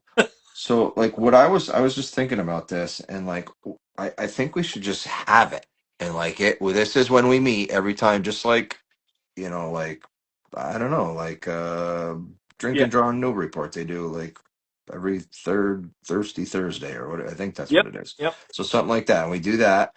And like if you can make it, awesome. Hope to see you there. And if you can't, whatever. And like we could even have like it doesn't even have to be necessarily critiquing it. Like this time I brought 10 books from the library that picture books I want to talk about. Can be Yep. that.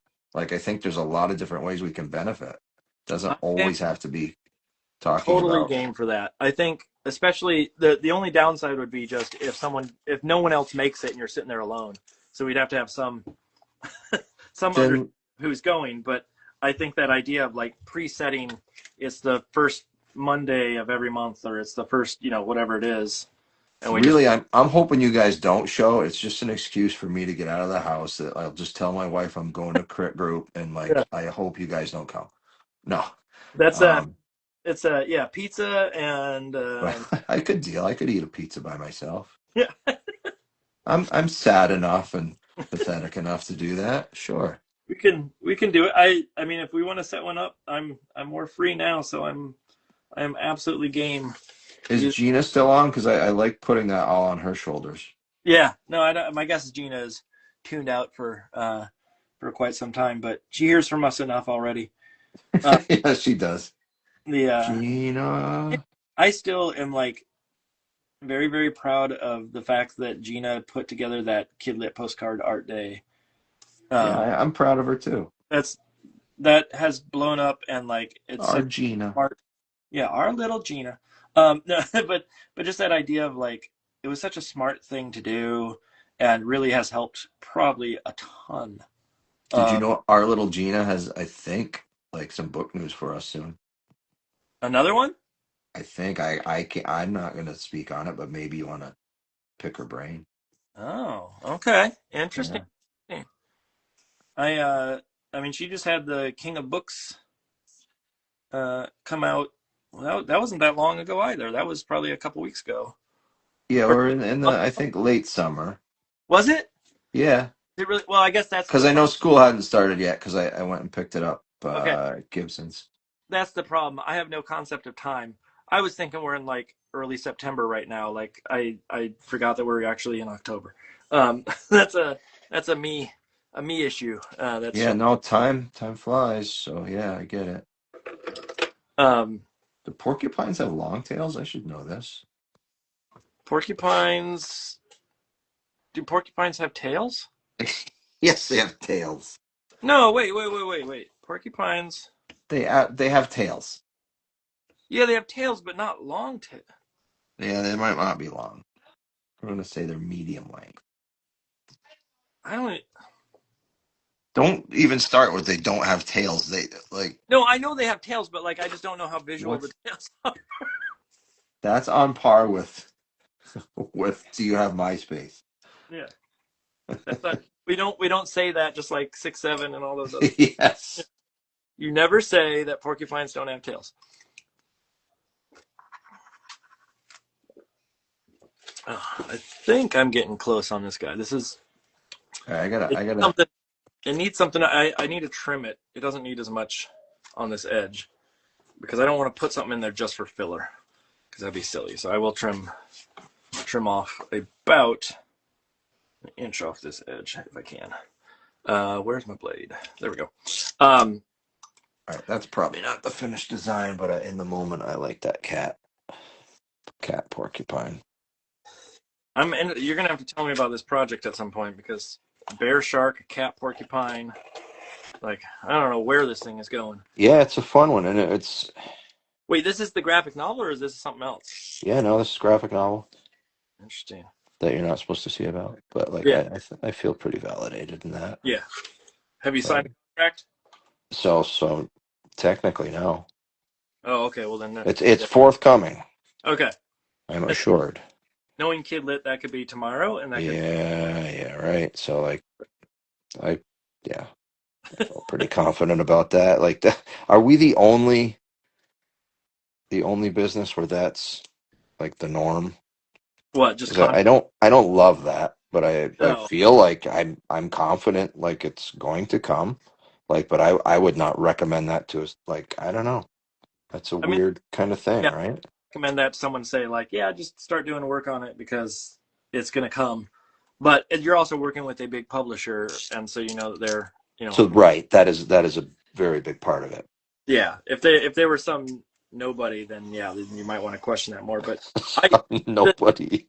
the delay, the delay in Kidlit is always frustrating to me. Just the idea That is a norm. So yeah, any newbies to Kidlit, like that's something to look forward to. that you're gonna put something out there, take months before you hear back of any sort. I have the book that I'm working, or I just sent in. They actually were very fast in responding on the final art, which is, I mean, they haven't given me notes, but just saying like, hey, we got it, we'll get back to you, etc. But like sometimes I'll send stuff in like final art, and then you get nothing for a while. It's like I don't even know if they got it. I don't know if it's like in an inbox somewhere, etc. And so, but I also feel guilty. I don't know if you have the same thing of like, I don't want to harass them and be like, did you guys get this? Did you look at these? And I don't want to Yeah, put pressure on them, but at the same time, I like some confirmation sometime would be amazing. yeah. It's a balance thing, right? Like I think I don't know. I think I, you could be a wallflower and just be so afraid to like, but it's something you need answers sometimes, and yeah, I think it's a balance. I don't remember because I did work for one of the books I did was Kids Can Press, and I don't remember the speed at which they worked, but I remember they were a nice publisher to work with back I in the day. loved working with them. I loved working with them. They were great. They were just like that. They were everything. They were awesome. What was I mean, obviously, like when you link up with the right art director or you link up with the right people, it's smooth sailing and whatnot. But was there Yeah.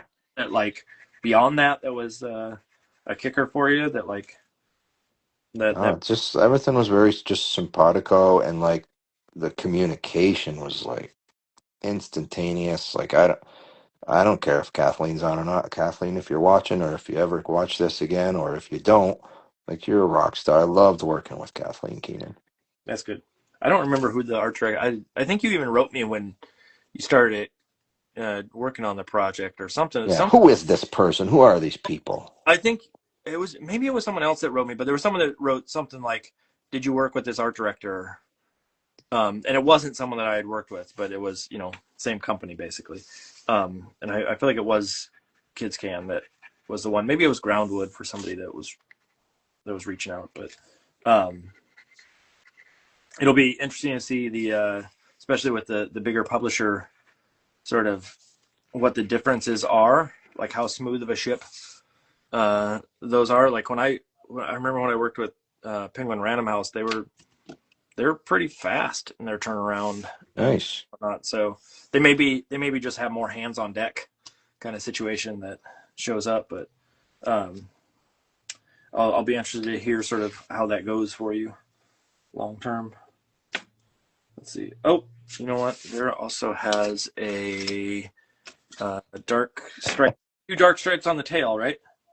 Yeah, and Make sure. and so she has it's kind of like a soft square is what she is. She was like designed after a pillow, and like, but that is supposed to be her feel. She's like, so a little bit Yeah, of like like she's solid in that, like she's very set in her ways, so a little bit of a square in that regard. So there's a lot of shape theory going on with them, but also like she's squishy like a pillow, so like I rounded things. Um, I think I could draw my own characters, but I actually am like I'm doing the pee pee dance, and like I sharing more than I should, but I'm gonna step away in a moment here, or we're gonna have some situations. But that was all to say she has like these little tufts on the side, and they also have stripes. I could have maybe just said that, but instead you get this bad drawing, and I talked about the pee pee dance. the pee dance. Well, I think I'm done with this one. I don't know if I'm like there might be little small touches I do here and there, but think I'm pretty wrapped up. Your proportions are so funny. They're I love them. different. Yes, Yeah, they are. They're hilarious. they are not. They are They're not. so cool. They're not a pillow shape of any sort. I hope not. Like that's not a comfortable pillow, but it's an Yeah. amazing design. It's someone. This cat has water on the brain a little bit. The proportions are a little bit strange there because of that. Like the bulk is like up above the head for whatever reason. I'm just So I gonna got to put. tell you, I got something cool for you. So I stood up in my pee pee dance, and I felt something in my pocket. So this has gone Oh, through the wash, but it's like I hate these little toys, but they have some cool ones. So this was like something of my daughter's that I found and picked up, and she doesn't need to know that it went through the wash. But it's a good omen for you, or I hopefully a harbinger. yeah. I hope it brings good things. But it's like this old little, like I don't know what they're called. These little tiny like groceries or whatever. If somebody that's watching will know what they are. Like they're like super small, right? Oh yeah, But yeah. but it's an old school like vintage Crayola box. So like I hope that is You started out though by saying I got up. indicative of good stuff for you. You started out by saying I got up, because of the pee pee dance or whatever, and then you said, and then I felt something in my pocket. Yeah, that was. Yeah, You I'm glad you. Yeah, peed your pants. What you're basically telling us there. Um, yeah, no, don't ever that say was. that's my own personal 6'7". You don't get to say that ever again. That was not on purpose. Feeling that you peed your pants on the show. Um, let me. I'm gonna do a couple last lines, and then I think I'm actually done, which is really fast. This was basically we were basically like Jimmy Kimmel and Oliver Jeffers. Did you see that Oliver Jeffers was on Kimmel? I did not. Was Yeah, it? that's pretty crazy to get some. He thinks he's so special, but he didn't know that we would be on together this week, like Wait, Oliver Jeffers. when were they on, or when was that? That happened? This week at some day that wasn't today, but during this week. Yeah, I didn't know. To be honest, I don't. Do you still watch cable? No. So I've told you everything I know about it. Yeah, I was gonna say, like, I don't think I've watched cable in a long time, so I wouldn't know what's on and what's not on in that sense. But um, no, there was someone else that was on some talk show recently. That was a Kidlit person that I was surprised that they were That's uh, pretty cool. on Kidlit. It may have been Mo Willems or somebody like that I saw, and maybe it was Some old. hack, yeah. Yeah, Some that nobody. doesn't know what he's doing of any. Right, right. I'm just putting little touches of yellow on this in spots now, not to make you have to pee more, but I had a little spots of yellow, pouring yellow on sections of this. But all right, let me see. This may be the last line that I do, and then I think I may be able to wrap up. Okay, I think that may be it. So this is my version of Catnip Mouse. And I the mean, reason I did this image, my wife and I were nailed it. we were looking through the book, and I was like, there were so many images of the cat having this like playtime with the catnip mouse. The catnip mouse had a pattern on it too, though, that I need to. I wonder if I can get a little. A little hearts. Yeah, little hearts or something, like a little tiny hint of that hidden in here.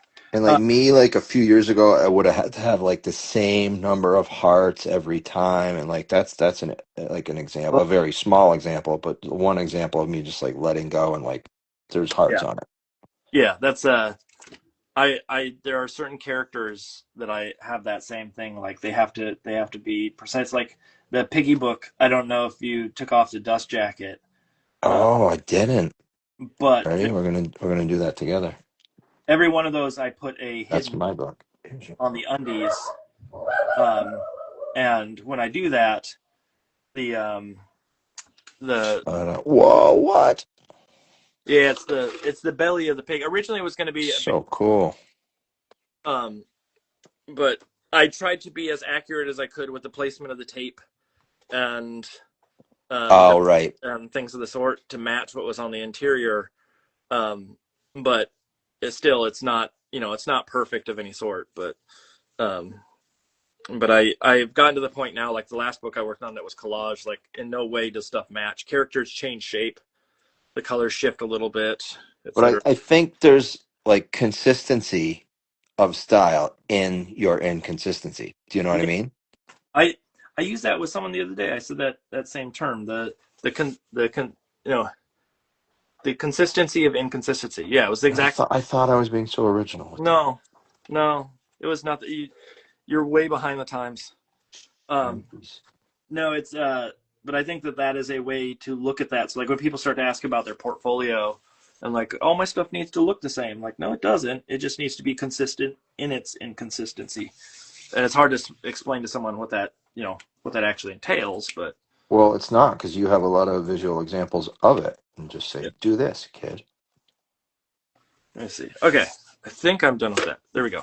All right, so here's what I'm going to do. So we can both wake up at a reasonable time tomorrow morning. Mark, what time even is it? It is 9:10. Okay, okay. So I thought you were gonna drop something really outrageous on me. That sounds good. That's good. I like that. it's about 3 hours. What I'm gonna do is get this up on screen, and then oh, you know what I'll do? I'll do this first so people can see this. So there's our little images. If my wife is watching, take a photo of this, Lauren. Of course, she's watching. She tries to get pictures of the finished Hey, artwork. Lauren. Look at Piggy. Oh, I love the squat, like the short legs, little tiny legs showing up. He flies. He doesn't really need legs, Yeah. right? So he's sailing around. No, he doesn't need any of that. He needs. You know what I forgot? I wanted to draw all the change. No, don't. You want to hear a secret, No, viewers and Mark? I it's was I was doing. I had like a book about a penny when your penny book came out, yeah. or like not a book, but I had a story idea for a book about it, and I abandoned it. I was like, oh no, Mark got there first. Well, I think I've But told it's very different. I think I can come back to it now. you this story, but I when that book got offered to me, it was offered to me because I drew an image of a penny on Instagram, or I put it up on Instagram of a penny and a button, and I was writing a story about a lucky penny and how a penny didn't know its worth, and it went and talked to all these other change, and in the end, it was a lucky penny, and that's the story that Kimberly wrote, and they sent to me because I had drawn an image, a test image for it. And so she had gotten to it before I even got to it. So it was a mess, but anyways, I still got to work on it, and it was a totally different aesthetic, but it's still Yeah, that's cool. It shows you like the art directors do. They're on, and editors. They're on Instagram. They're looking. So here's what I'm gonna do. I'm gonna do a little. I'm gonna flip my camera back. Whoop, this way. There we go. Back to the old face. You get to see my ceiling Yeah. or the top of my head. That's enough. All right. This is how we Yeah, let's not end do the show, like this. that. Anyways, Yeah, we'll do another hour like this and not talk. just nose shots. Anyways, I am very grateful for you taking the time tonight, especially with your busy schedule, with all the stuff that you got to do, teaching and life and family, and know that you had to work in such an environment that you have a sleepover party behind you to clean up after all this is done. The embarrassing thing is it's a sleepover party from like weeks ago. Oh, really? Oh, it's I not. haven't been in the basement a whole ton, or I've been ignoring the And fold-out couch. wait a second. This is a sleepover for your daughter who's like a junior in high school? I didn't even know. Do For people the do? younger one, but Oh, the younger one. Okay. Freshman. I was like, I don't know at what age sleepovers begin and what age they stop, but there is some they, variable. they shouldn't have to stop. Sleepovers are the best. Okay. Well, you're coming for a sleepover next week then. All right, I'll get my PJs picked out right now. Yeah. Anyways, I want to say thank you for joining tonight, and it was lovely to watch us try to attempt the other person's characters. I will Yeah, it was super fun. remind me. I guess when I see you next, I'll just bring this. I was gonna say I could send it to you too, but I can also just literally bring it. and I will give you your own version of my version of your characters. So, are you there? Uh-oh. I'm seeing the circle of death on my screen right now on ages. Oh, and I'm pixely. Did that just happen? Oh no. Oh no, and now it's just me. Hi everybody. We'll see if let's see what happens on my feed. And my feed's blurry. Okay. Well, if anybody's watching me right now, am I blurry to everybody out there? Let's find out. Annie, hi Annie here. I hope you're doing well.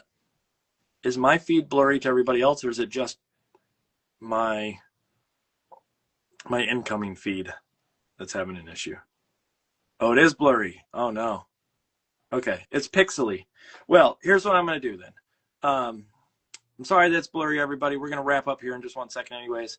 I'm going to just announce again, go out there and get AJ's books. I have this one on hand here, Even Monsters, which was an early one for AJ, as well. Like I said, Catnip Mouse that came out last week.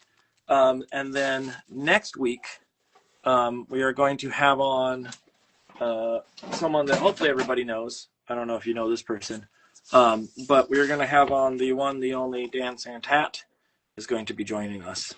And so obviously the author of Beagle, things like After the Fall, there we go.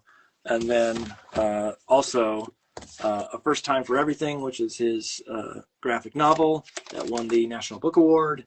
So he'll be joining us on Thursday, I believe at 3 next week, if I remember correctly off the top of my head. I'm pretty sure it's 3.